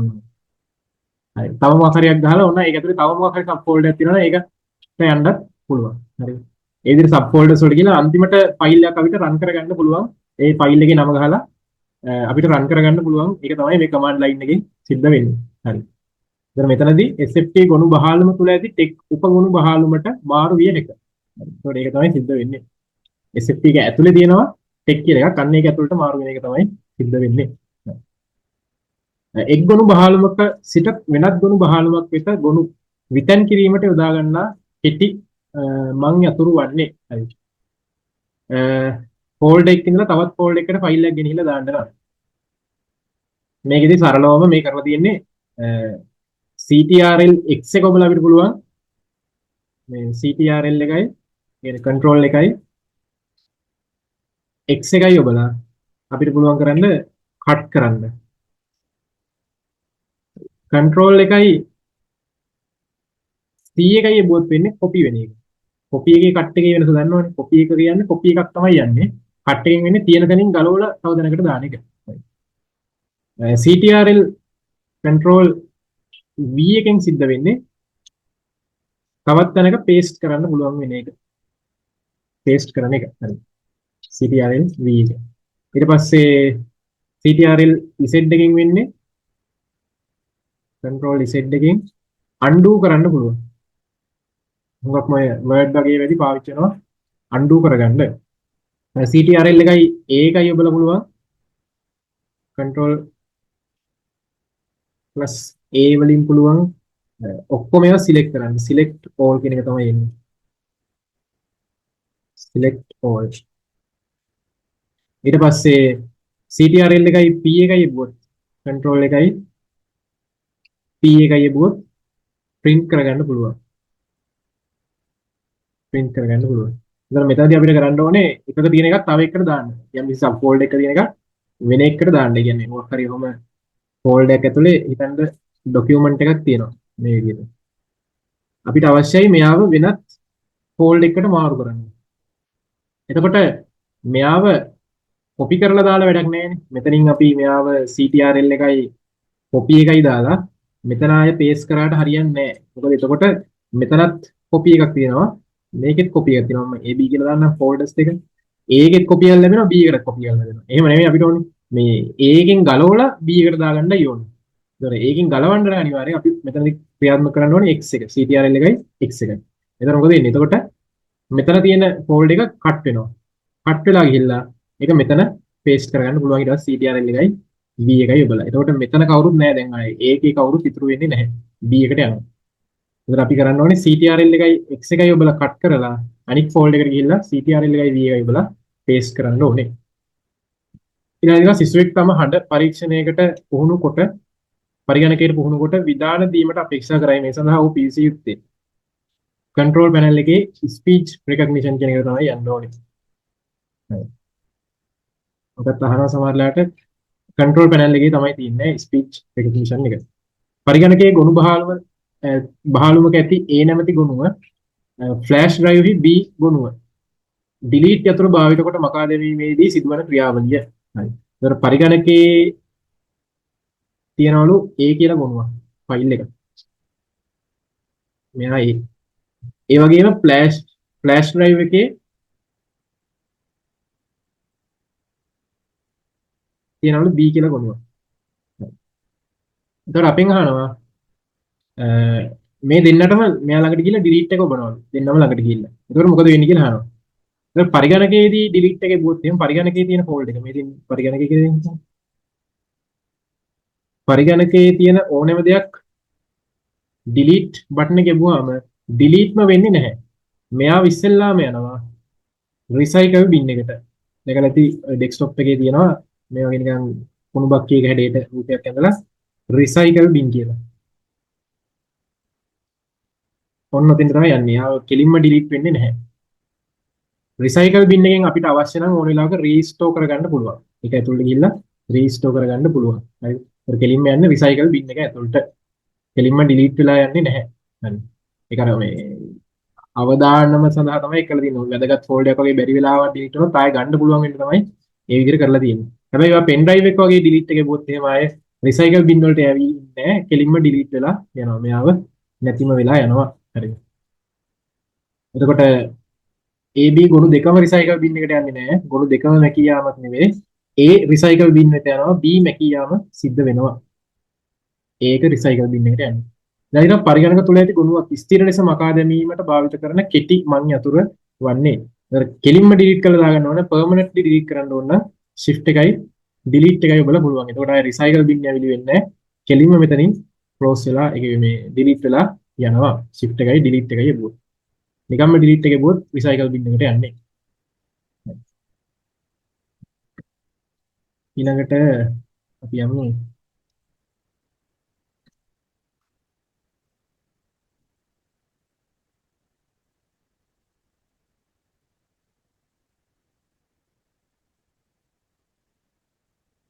ඔබගේ මිතුරෙකු පරිගණක කවුළු ඔබගේ පරිගණකයට වඩා විශාල දක්වන බව පවසාය. එය නිවැරදි කර ගැනීමට ඔබගේ උපදෙස් පතයි. ඔහුට දෙන උපදේශය. يعني පෙන්වන රෙඩි විශාලව පෙන්වන සමහර වෙලාවට කම්පියුටර්ස් වල එන මේ අකුරු එහෙම ඉතා විශාල ලෙස අර ස්ක්‍රීන් එකේ කෑල්ලක් තමයි පෙන්වන්නේ. zoom වෙලා. ඒතර ඒ වගේ ලාවට වෙලා තියෙන්නේ පරිගණකයේ resolution එක හරියට දාලා නැති වුණාම. ස්ක්‍රීන් එකේ resolution එකට අපි පරිගණකයේ resolution එක දෙන්න ඕනේ හරියට. operating system එකේ resolution එකයි ස්ක්‍රීන් එකේ resolution එකයි සමාන වෙන්න ඕනේ. සමාන නොවුනොත් එහෙම අර නිකන් zoom වෙලා වගේ තමයි පෙන්වන්නේ කෑල්ලක් zoom වෙලා වගේ. ඒක නිසා resolution එක හරියට හදාගන්න ඕනේ. මෙහෙම පද්ධති නැවත ස්ථාපනය කරන්න ඒවට යන්නේ නැහැ වෙන මොනිටර් සයි කරන්න මොනිටර් එකට හරියන එක තියෙනවා අනිවාර්යයෙන්.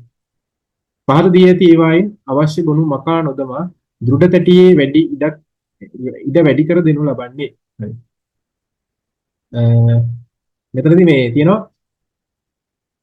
ඩීෆ්‍රැග්මන්ටේෂන් කියලා එකක්. හරි. මේක පොඩ්ඩක් වැදගත් දෙයක්. මේ ඩීෆ්‍රැග්මන්ටේෂන් කියලා කියන්නේ සාමාන්‍යයෙන් අපි හිතන්නකෝ ගොනුවක් මොකක් හරි ඕපන් කරලා කියලා. හිතන්න වර්ඩ් ෆයිල් එකක් ඕපන් කරා. වර්ඩ් ෆයිල් එක ඕපන් කරලා ඊට පස්සේ ඒක වැඩ කරලා ඉවර වෙලා සේව් කරාම එයාව හાર્ඩ් එකේ කොහේ හරි තැනක සේව් වෙනවා මේ විදිහට. හරි. ඊට පස්සේ තව ආයෙක ඕපන් කරා කියලා හිතන්න කවදා හරි දවසක. කවදා හරි දවසක ආයෙ ඕපන් කරාම ඕපන් කරලා ආයෙ මොනවා හරි ඔයා වැඩක් ඒක ඇතුලේ කරනවා. මොනවා හරි වැඩ ටිකක් කරනවා. හැබැයි වැඩ ටික කරලා සේව් කරන්න යද්දී දැන් මෙතන ඉඩ නැහැ. හිතන්න තව වෙන ඒවා සේව් වෙනවනේ දැන් ওই කාලය තුල. මේ හරියම ඉඩ නැහැ. මේ ටිකම පිරීලා දැන්. වෙන ඒවා සේව් වෙලා ඒ ටික පිරීලා. එතකොට ඒ ටිකට දාන්න බෑනේ ආයෙ. එතකොට මොකද කරන්නේ? ඒ අලුතෙන් මොඩිෆයි කරපු ටික මේ හાર્ඩ් ඩිස්ක් එකේ වෙන තැනක තමයි සේව් වෙන්නේ. හිතන්න ආයෙ පාරක් ඕපන් කරලා තව දවසක එඩිට් කරා කියන්නේ. එතකොට තව තැනක සේව් වෙනවා හાર્ඩ් ඩිස්ක් එකේ. තව තැනක සේව් වෙනවා ආයෙ ඕපන් කරලා ආයෙ ඕපන් කරනවා. ඉතින් ඔය විදිහට මොඩිෆිකේෂන් කරද්දී මෙයාව සේව් වෙන්නේ තැන් වල. මේ ෆෝල්ඩර් එක විවිධ ස්ථානවල සේව් වෙන්නේ. ඕකට තමයි කියන්නේ ෆ්‍රැග්මන්ටේෂන් කියලා. මේකට කියනවා ෆ්‍රැග්මන්ටේෂන්. ෆ්‍රැග්මන්ට් වලට කැඩිලා තමයි සේව් වෙන්නේ. එකම තැන නෙවෙයි. ෆ්‍රැග්මන්ටේෂන්. කොටස් වලට කැඩිලා සේව් වෙන එක. එතකොට මේකේ තියෙන අවුල තමයි දැන් මෙහෙම තිබ්බහම අපි අර වර්ඩ් ෆයිල් එක ඕපන් කරපු ගමන් හાર્ඩ් එකකින් මේක ලෝඩ් කරගන්න මාර අමාරුයි. හේතුව මේ හાર્ඩ් එකේ අර තියෙන කූරට අර කියවන්න උඩින් තියෙන හෙඩ් එකට මේ හැම තැනටම යන්න වෙනවා. හાર્ඩ් එක කැරකි මෙතෙන්ට යන්න ඕනේ. ඊට පස්සේ මෙතෙන්ට යන්න ඕනේ. මෙතෙන්ට යන්න ඕනේ. ඔය විදිහට කැරකිලා හැම තැනකටම ගිහිල්ලා තමයි අපිට මේකට දාලා ඩේටා ටික එකතු කරගන්න පුළුවන් වෙන්නේ. ඒ වැඩේ පොඩ්ඩක් අවුල්. මොකද වැඩි කාලයක් යන්න පුළුවන් එහෙම කැරක යනකොට. හිතන්න මේ ටික ඔක්කොම එක ළඟ තිබ්බා කියලා. මාර ලේසියිනේ. මේ ටික ඔක්කොම අපිට එක තැන දාගන්න පුළුවන් නම්.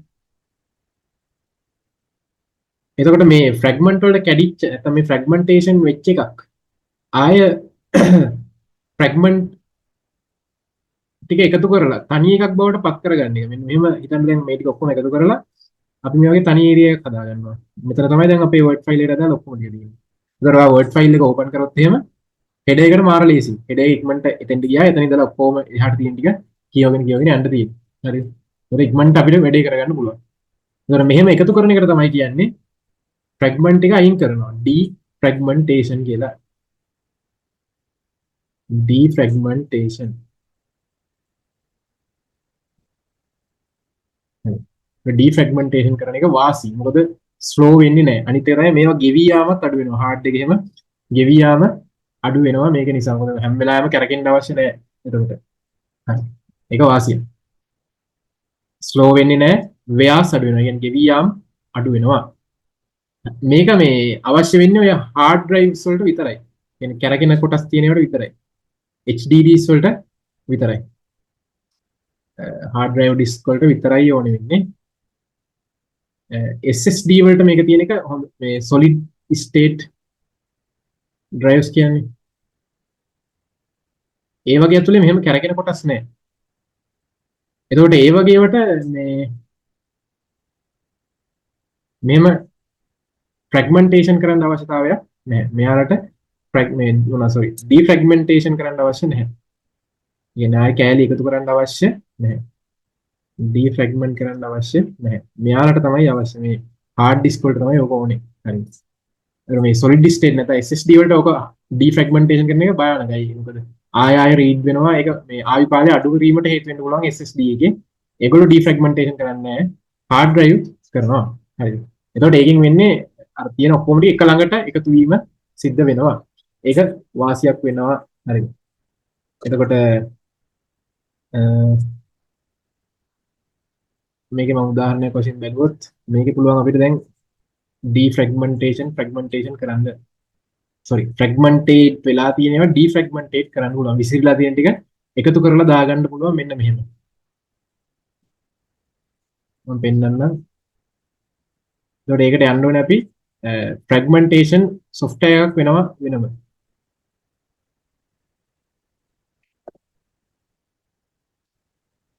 මෙතන fragment and optimize drives කියලා එකක් තියෙනවා. මේකේ ඔයාලට බලා ගන්න පුළුවන් මේ තියෙන්නේ මගේ දැන්ට තියෙන ඩ්‍රයිව්ස් දෙක. එකක් තියෙනවා SSD එකක්, අනිත් එක තියෙනවා hard disk එකක්. ඒතර solid state එක සාමාන්‍යයෙන් අපි fragment defragment කරන්නේ නැහැ. defragment කරන්නේ නැහැ. මේ hard disk එකේ මොනවා හරි fragment වෙලා තියෙනවා නම් defragment කරනවා. ඒතකොට මෙතනදී පෙන්නනවා මේ 100%යි fragmented ඒවා කියලා. කියන්නේ ඔක්කොම ටික defragment කරලා තියෙන එක එකතු කරලා තියෙන්නේ දැන්ට. ආයෙ මොකක් කරන්න අවශ්‍ය වෙන්නේ නැහැ. හරි. එහෙනම් අපිට ඒවා තියෙනවා නම් එතනින් ආය අලුතෙන් fragment defragment කරගන්න පුළුවන්. defragment කරන එක තමයි වාසි. එක ළඟට ගන්න එක. එතකොට ඒකෙනුත් ඉඩ අඩුවීමකුත් සිද්ධ වෙනවා. ඒ කියන්නේ ඉඩ එයාලා පාවිච්චි කරන ඉඩ අඩුවීමක් සිද්ධ වෙනවා. ඒ කියන්නේ සමස්තය වශයෙන් මේ ඩිස්ක් එකේ ඉඩ වැඩි කරගන්න අපිට පුළුවන් fragment defragmentation එක පාවිච්චි කරලා ඒක හරි. ඩිස්ක් ක්ලීන් අප් එකෙනුත් ඔය වැඩේම සිද්ධ වෙනවා. ඒකේ තියෙන කෑෂ් එක ඒවා ටික ඩිලීට් වෙලා යන එක තමයි ඒකින් වෙන්නේ. ඒක වාසියක් තියෙනවා. ඒකට ඒ මෙමරීස් ටික නැති වෙලා යන එක වෙනවා. බෑකප් එකකින් එහෙම මොකවත් වෙන්නේ නැහැ. බෑකප් එකකින් කරන්නේ අපි යම් අවස්ථාවක මේ හાર્ඩ් එකක් විනාශ වුණොත් එහෙම ඒක ආපහු ඒ data ටික recover කරගන්න තවත් hard එකේ ටික දාලා තියාගන්න. ඒකට තව මේ ඊට වැඩිවීමක් තමයි සිද්ධ වෙන්නේ backup එකෙන්. හැබැයි දත්ත වලට ආරක්ෂාව වැඩි. මොකද තැන් දෙක තියෙන නිසා. ඒකට මේකෙන් ඉඩ අඩු කරගන්න ඉඩ වැඩි කරගන්න පාවිච්චි කරන්න පුළුවන් defragmentation හා disk cleanup කියන දෙක විතරයි. හරි Kaspersky AVG McAfee McAfee යනු පහත් සඳහන් කවර වර්ගයටයි මෘදුකාංග කියලා තියෙනවා. මේගොල්ලෝ ඇවිල්ලා ප්‍රතිවෛරස් මෘදුකාංග ඇන්ටිවෛරස් ඒවා තමයි මේ. හරි. ආරෙදි Kaspersky එහෙම තිබ්බා. ඔය ඉස්සර මම හිතා ඇඩ් එහෙම ගියා. McAfee එහෙම නම් හුඟක් ඔය ඩවුන්ලෝඩ් කරලා දීම ඔටෝම ඩවුන්ලෝඩ් වෙනවා සමහර වෙලාවට. ඊළඟට තියෙනවා මෙහෙයුම් පද්ධතියක කාර්යයක් නොවන්නේ මතක කළමනාකරණය හරි උපක්‍රම කළමනාකරණය හරි ශබ්ද කළමනාකරණය මෙහෙයුම් පද්ධතියකට නෙවෙයි. ක්‍රියාවලි කළමනාකරණය ගොනු කළමනාකරණය හරි. පහ සඳහන් ක්‍රියාවලි ප්‍රකාශවලින් සත්‍ය වන්නේ මෙහෙයුම් පද්ධතිය යෙදුම් මෘදුකාංග ගණයට අයත් වෙන්නේ නැහැ. ඒක software එකක් නෙවෙයි මෙහෙයුම් පද්ධතිය කියන්නේ. macOS විවෘතකේත මෘදුකාංග පද්ධතියේ උදාහරණයක් නැහැ. මේක open source එකක් නෙවෙයි. විවෘතකේත කියන්නේ open source එකක්. මෙහෙයුම් පද්ධතිය මගින් දෘඩාංග හා මෘදුකාංග කළමනාකරණය කරයි. ඒක හරි. එතකොට ඒකට එන්න ඕනේ C පමණි. ඊළඟට රූපයක විභේදනය මගින් මනිනු ලබන්නේ resolution එක මගින්. දැන් resolution එක හිතන්න උදාහරණයක් වශයෙන් මේවා තිබ්බයි කියලා. resolution.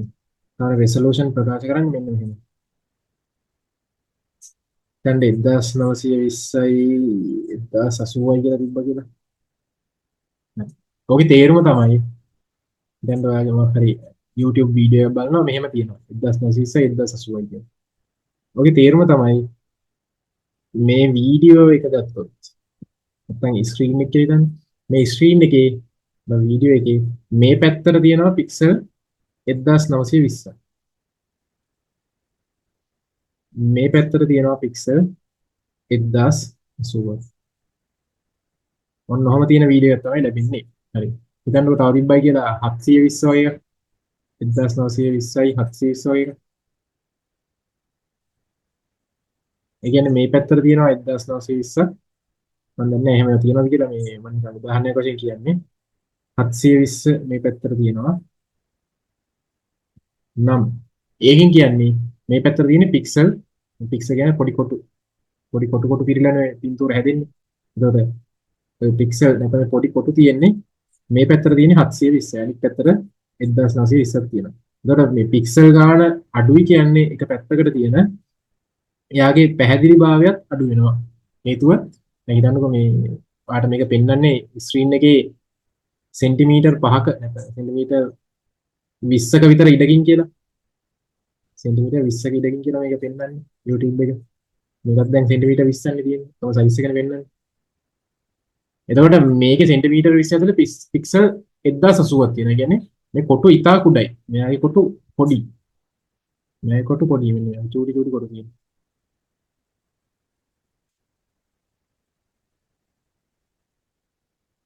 මෙයාගේ තියෙන්නේ මේ වගේ ලොකු කොටු. එතකොට කොටු පේනවා වැඩි මේ 720 වගේ ක්වොලිටි එක අඩු වෙන තරමට. ඒ කියන්නේ අගේ අඩු වෙන තරමට ක්වොලිටි එක අඩු වෙනවා.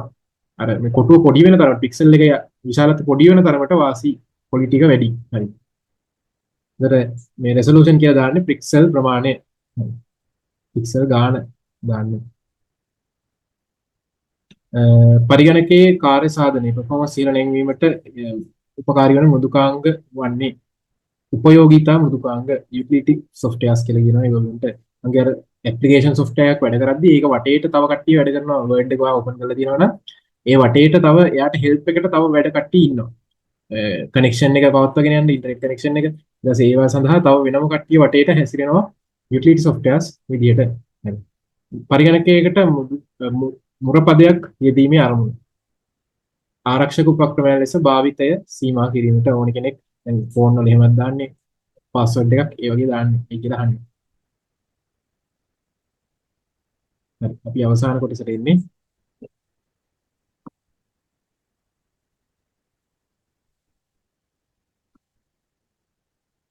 මේකේ උත්තරයක් තියෙනවා බලා ගන්න පුළුවන්.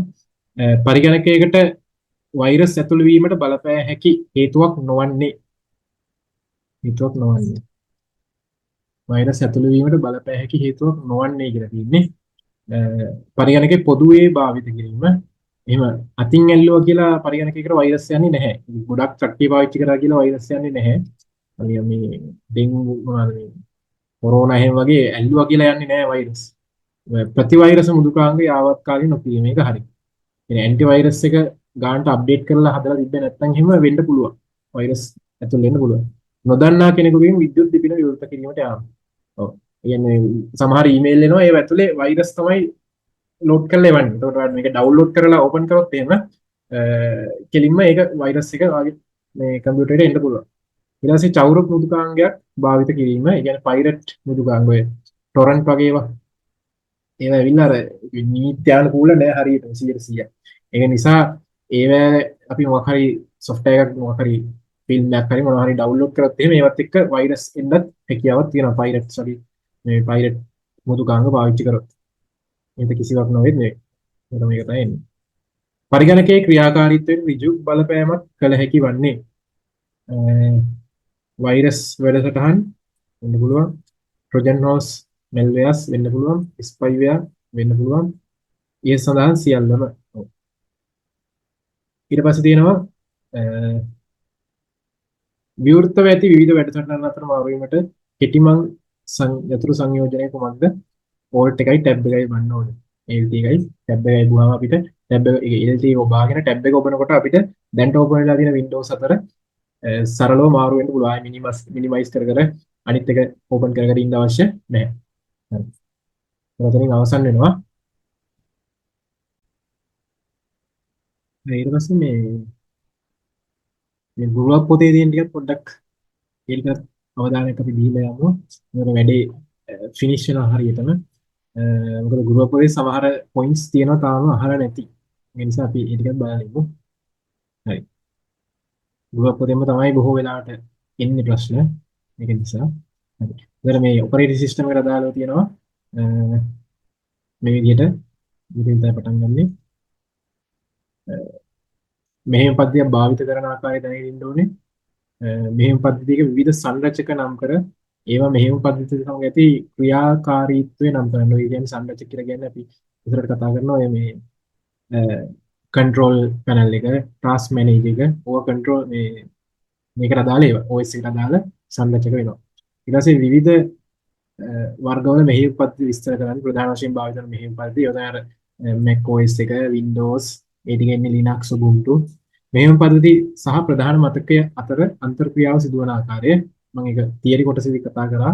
මොකද ප්‍රධාන මතකයට කියන්නේ RAM එකට මෙහෙයුම් පද්ධතිය විසින් අර process load කරන්නේ කොහොමද කියන එක සාකච්ඡා කරා. ගොනු පද්ධතිය හා ඒ කාර්ය විස්තර කරන්න folders, files system එක ගැන කියන්නේ. ඒ විවිධ සංරචකවල පිරිවිතර නම් කරයි දෝෂ කළමනාකරණය පැහැදිලි කරයි. ඊට පස්සේ කියලා දෙනවා මේ ඔපරේටිං සිස්ටම් එක කොහොමද වැඩ කරන්නේ කියන එක නිකන් උදාහරණයක් වශයෙන් පොලිස් කාරයෙක් වාහන හසුරවනවා වගේ. එහෙම තමයි ඒක සිද්ධ වෙන්නේ කියලා ඔපරේටිං සිස්ටම් එකක් වෙන විදිය පැහැදිලි කරලා තියෙනවා.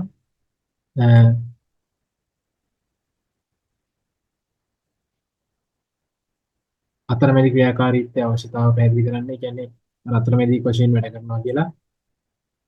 පරිගණකය භාවිත කරන්න අතර සම්බන්ධතාව ගොඩනැගීම සඳහා පරිගණක අතුරු මුහුණත යොදා ගන්නවා. අතුරු මුහුණත් වර්ග දෙකක් තියෙනවා මම කිව්වා. graphical user interface එකයි දැන් භාවිත වෙන්නේ ඒක. ඊට අමතරව ඉස්සර කාලේ තිබ්බ command line interface. හරි. ඊට පස්සේ තියෙන පරිගණකයේ විවිධ අතුරු මුහුණත් පවතින බවට සොයා ගන්නට අවස්ථාව ලබා දෙන්නේ මම කිව්වා ඒක. ඊට පස්සේ පරිගණකය සඳහා විවිධ මෙහෙයුම් පද්ධති යොදා ගන්න බව හඳුනා ගැනීමට අවස්ථාව දෙන්න. ඒකත් හරි. මෙහෙයුම් පද්ධති නම් කිරීමට උදව් වෙන්න. ඊට පස්සේ තියෙනවා පරිගණක ස්විච් එක ක්‍රියාත්මක කළ අවස්ථාවේ සිට යම් කාර්යයක් පරිගණකයේ මගින් ඉටු කිරීමට හැකි වන අවස්ථාව දක්වා පරිගණකයේ සූදානම් කිරීමට අදාළ මම කිව්වා ඒක මම හොඳට විස්තර කරලා අර තියරි කොටසදී කිව්වා තියරි කොටස මතක නැත්තම් බලන්න ස්විච් එක ඔන් කරපු තැන ඉඳලා කොහොමද අර පෝස්ට් එක වෙලා ඊට පස්සේ බූට් ලෝඩ් එකෙන් OS එක ලෝඩ් වෙලා කොහොමද වැඩේ සිද්ධ වෙන්නේ කියලා පැහැදිලි කරා. ඊට පස්සේ නම් පරිගණකයේ විවිධ සංරචක වන පරිගණකයේ සංරචක මේ දීලා තියෙන්නේ. නිකන් ඔය සවිකරන දෘඩාංග තමයි මේ දීලා තියෙන අතරම සංරචක කියලා. සවි කිරීමේදී ක්‍රියාකාරීත්වය පැහැදිලි කරනවා අන්තර් ක්‍රියාකාරීත්වය. ඒතර මේකත් මම මතක විදියටම කිව්වා. ඒ කියන්නේ හිතන්න උදාහරණයක් වශයෙන් print එකක් වගේ පරිගණකයට සෙට් කරනවා නම් ඔව් මම කිව්වා මම පරිගණකයට සම්බන්ධ කරනවා නම් මෙන්න print එක මේ තියෙන කම්පියුටර් එක. ඒතර මේ කම්පියුටර් එකේ ඇතුලේ තමයි තියෙන්නේ ඔපරේටිං සිස්ටම් එක. දැන් Word එකෙන් මොකක් හරි print කරන්න යන්න කියලා. ඔයාගේ application software එක මේ විදිහට ඉන්නවා වෙනම Word එක. ඒතර Word එක විසින් ගිහිල්ලා මේ කියන්නේ ඉස්සෙල්ලාම operating system එකට. ඊට පස්සේ operating system එක ඇත්තටම කියන්නේ මේක ඉස්සෙල්ලාම මේ කම්පියුටරේ මේනවා තව software එකක් drive එක. drives. ඒ කියන්නේ මේ printerේට අදාළ විධාන දෙන්න නම් මේ drive කියන එක තියෙන්න ඕනේ. මොකක් හරි අදාළ printer එකක් වගේ ගත්තොත් එහෙම ඒ සමාගම නැත්නම් HP එකකින් හිතන්න printer එකක් ගත්තා කියලා. එතකොට ඒ සමාගම විසින්ම නිෂ්පාදනය කරලා තියෙනවා. ඒකට අදාළ software එකක්. ඒ software එක කම්පියුටරේ install කරලා තියෙන්න ඕනේ. ඒක තමයි drive එක කියලා කියන්නේ. ඒ drive එකට තමයි මේ OS එක ගිහිල්ලා කියන්නේ. මෙහෙම මෙහෙම මට ඕනේ කියලා. එතකොට drive එක තමයි ඒක ගිහිල්ලා printer එකට ප්‍රකාශ කරන්නේ. ඔය වගේ වැඩක් තමයි සිද්ධ වෙන්නේ. හැම දෘඩාංගයකටම drive එකක් තියෙනවා. ඒ drive එක නැතුව වැඩ කරන්නේ නැහැ. හරි. ඒක තමයි සිද්ධ වෙන ක්‍රියාවලිය. ඊට පස්සේ තියෙනවා ඒ සඳහා මෙහෙයුම් පද්ධතියේ ප්‍රධාන මතකය අන්තර් ක්‍රියාව සිදුවන ආකාරයේ සිසු සමග සාකච්ඡා කරන්න. ඒ කියන්නේ RAM එකත් එක්ක කොහොමද වැඩ කරන්නේ කියලා ප්‍රධාන මතකය කියන්නේ RAM එක ඔන්න. මේ ප්‍රධාන මතකය කිව්වම ඒක තමයි ගන්න වෙන්නේ. ඊට පස්සේ ඒ සඳහා නිර්භාගීකරණය තමයි මම අර විස්තර කරේ මේ ප්‍රශ්නේදී ප්‍රශ්න කොටසේ බලන්න ඒක. නිර්භාගීකරණය defragmentation restore backup clear temporary files ඒවා පාවිච්චි කරන්න හැටි කියලා දෙන්න කියලා තියෙනවා. මම නිර්භාගීකරණය කොහොමද කරන්නේ කියලා පෙන්නුවා. restore backup ඒවත් ඒ විදිහම තමයි. පරිගණකයේ එහි සංරචක පිරිවිතර පරීක්ෂා කිරීමට පුළුවන්. ඒ සඳහා system information පෙන්වා දෙන්න. හරි. කියන්නේ system information කියොත් එහෙනම් මෙහෙම තියෙනවා.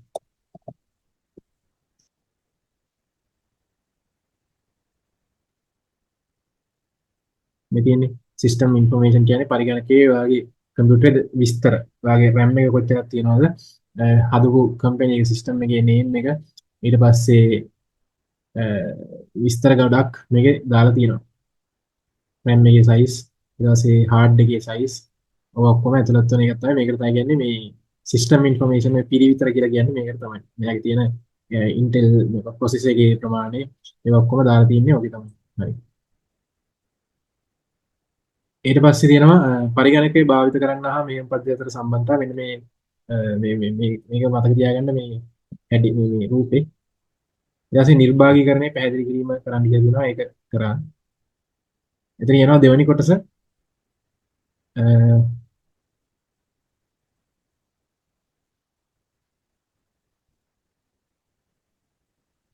ඒ කියන පාසඳා ඉන්ෆර්මේෂන් ලබා ගන්න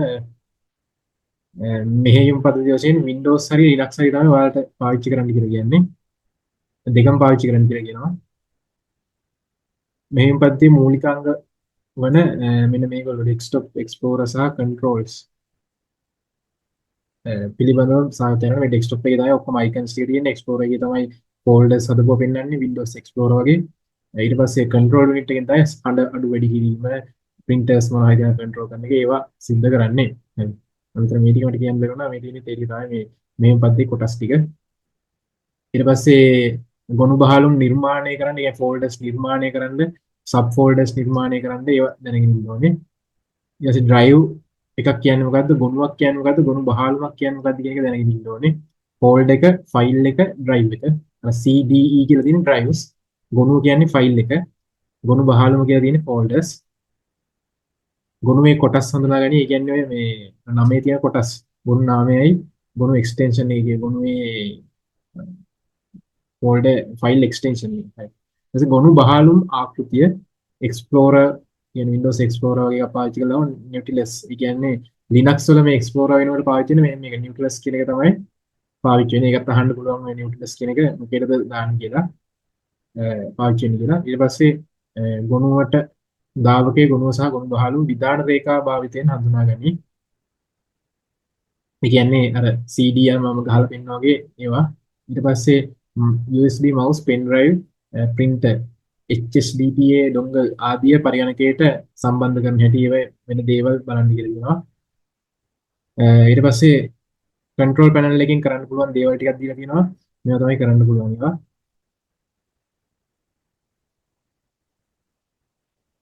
ඊට පස්සේ තියෙනවා control panel එකකින් කරන්න පුළුවන් දේවල් මේ music එක වගේ size එක වෙනස් කරන්න ඒවා පුළුවන්. ඒකේ ඊතලේ හැඩේ ඒවා ශබ්ද පාලනය personalization කියන්නේ resolution එකෙන් වෙනස් කරන්න පුළුවන් ඒකෙන් තමයි. ඊට පස්සේ දිනේ හා වේලාව වෙනස් කරන හැටි ඒ ඔක්කොම තියෙන්නේ මේ control panel එකේ.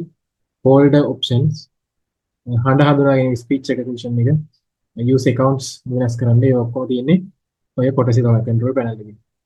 ඊට පස්සේ තියෙනවා task manager පාවිච්චි කරලා Windows වල නම් task manager Linux වල නම් PSA කියන command එක පාවිච්චි කරලා මෙහෙයුම් පද්ධතියේ මෙහෙයුම් පිළිබඳව සොයා බැලීමට හා නවතා දැමීමට පුළුවන්. මම Windows එකේ පෙන්වන task manager එකෙන් කොහොමද task නවත්තන්නේ කියලා. Linux වල නම් ඒකට පාවිච්චි වෙන්නේ PSA කියන command එක. එයාගේ task manager කියලා වෙනම එකක් නැහැ. ඊට පස්සේ මේ ටික අර ටිකම තමයි ඒක වෙනම පොඩ්ඩක් පැහැදිලි කරලා දෙන්නේ. control panel එකේ කරන්න පුළුවන් ටික නිකන් දැනගෙන ඉන්න ඕනේ. මූසිකයේ වෙනස්කම් සිදු කිරීම, හඬ හඳුනා ගැනීම, speech recognition, personalization එකේ කරන්නේ මම කිය resolution වෙනස් කරන ඒවා කියන්නේ ඒකේ speech recognition පරිගණක ගිණුම් නිර්මාණය කියන්නේ user accounts නිර්මාණය කරන්න. ඒකේ පරිගණකයට එක user කෙනෙක් විතරක් නෙවෙයි ඉන්න පුළුවන්. users ගණනාවක් ඉන්න පුළුවන්. ඒගොල්ලොන්ට වෙන වෙනම accounts හදාගෙන ඉන්න පුළුවන්. එතකොට අපිට අවශ්‍ය පරිදි අපේ account එක හදලා අපේකට password එකක් දාලා තියන්න පුළුවන්. එතකොට ඔයා මුලින්ම computer open කරද්දී මේ විදිහට ඒ තියෙන සියලුම accounts ටික පෙන්නනවා. ඔය විදිහට කොටු කොටු විදිහට මේ box විදිහට වගේ නම ඒ විදිහට පෙන්නනවා. එතකොට අවශ්‍ය එක ක්ලික් කරලා ඊට පස්සේ ඒකට දාලා user name password ගහලා අපිට පුළුවන් ඒකට log වෙන්න. හරි. එතකොට අර මේකේ තියෙන සමහර folders මේ අනිත් ඒවා පෙන්වන්න නැති වෙන්න පුළුවන්. ඒ විදිහට තමයි හදලා තියෙන්නේ. හරි. එහෙනම් අලුත් accounts නිර්මාණය කරගැනීමේ හැකියාව තියෙනවා. ඉස්කෝලේ එහෙම දැකලා ඇති ස්ටුඩන්ට් කියලා වෙනම එකක් තියෙනවා. ටීචර් පාවිච්චි කරන්න වෙනම එකක් තියෙනවා. එතකොට ස්ටුඩන්ට් එකේ තියෙනවා ටීචර් බලන්න පේන්නේ නැහැ. ඊට පස්සේ ටීචර් එකේ තියෙනවා ස්ටුඩන්ට් වල පේන්නේ නැහැ. ඒ විදිහට එකම කම්පියුටරේ accounts තියෙන්න පුළුවන්. ඒවා අවශ්‍ය විදිහට වෙනස් කිරීම, මකා දැමීම, වරප්‍රසාද ලබා දීම අවස්ථා දෙන්න. කියන්නේ privileges තියෙන එක එක accounts වලට කරන්න පුළුවන් දේවල් සීමා කරන්න පුළුවන්. ෆයිල් සමහර ඒවා delete කරන ඒවා කරන්න එක නවත්තලා ඒ විදිහට privileges දෙන්න පුළුවන් සමහර ඒවා. ඊට control alt delete භාවිත කරලා task manager එක open කරන්න. ඒ වගේම terminal එකේ PSA පාවිච්චි කරලා process බලන්න මේවා කරන්න කියලා කියනවා. හරි. එතනින් ඒ ටික අවසන් වෙනවා. දැන් මෙතනින් පාඩමේ voice පාඩම අවසන් වෙනවා.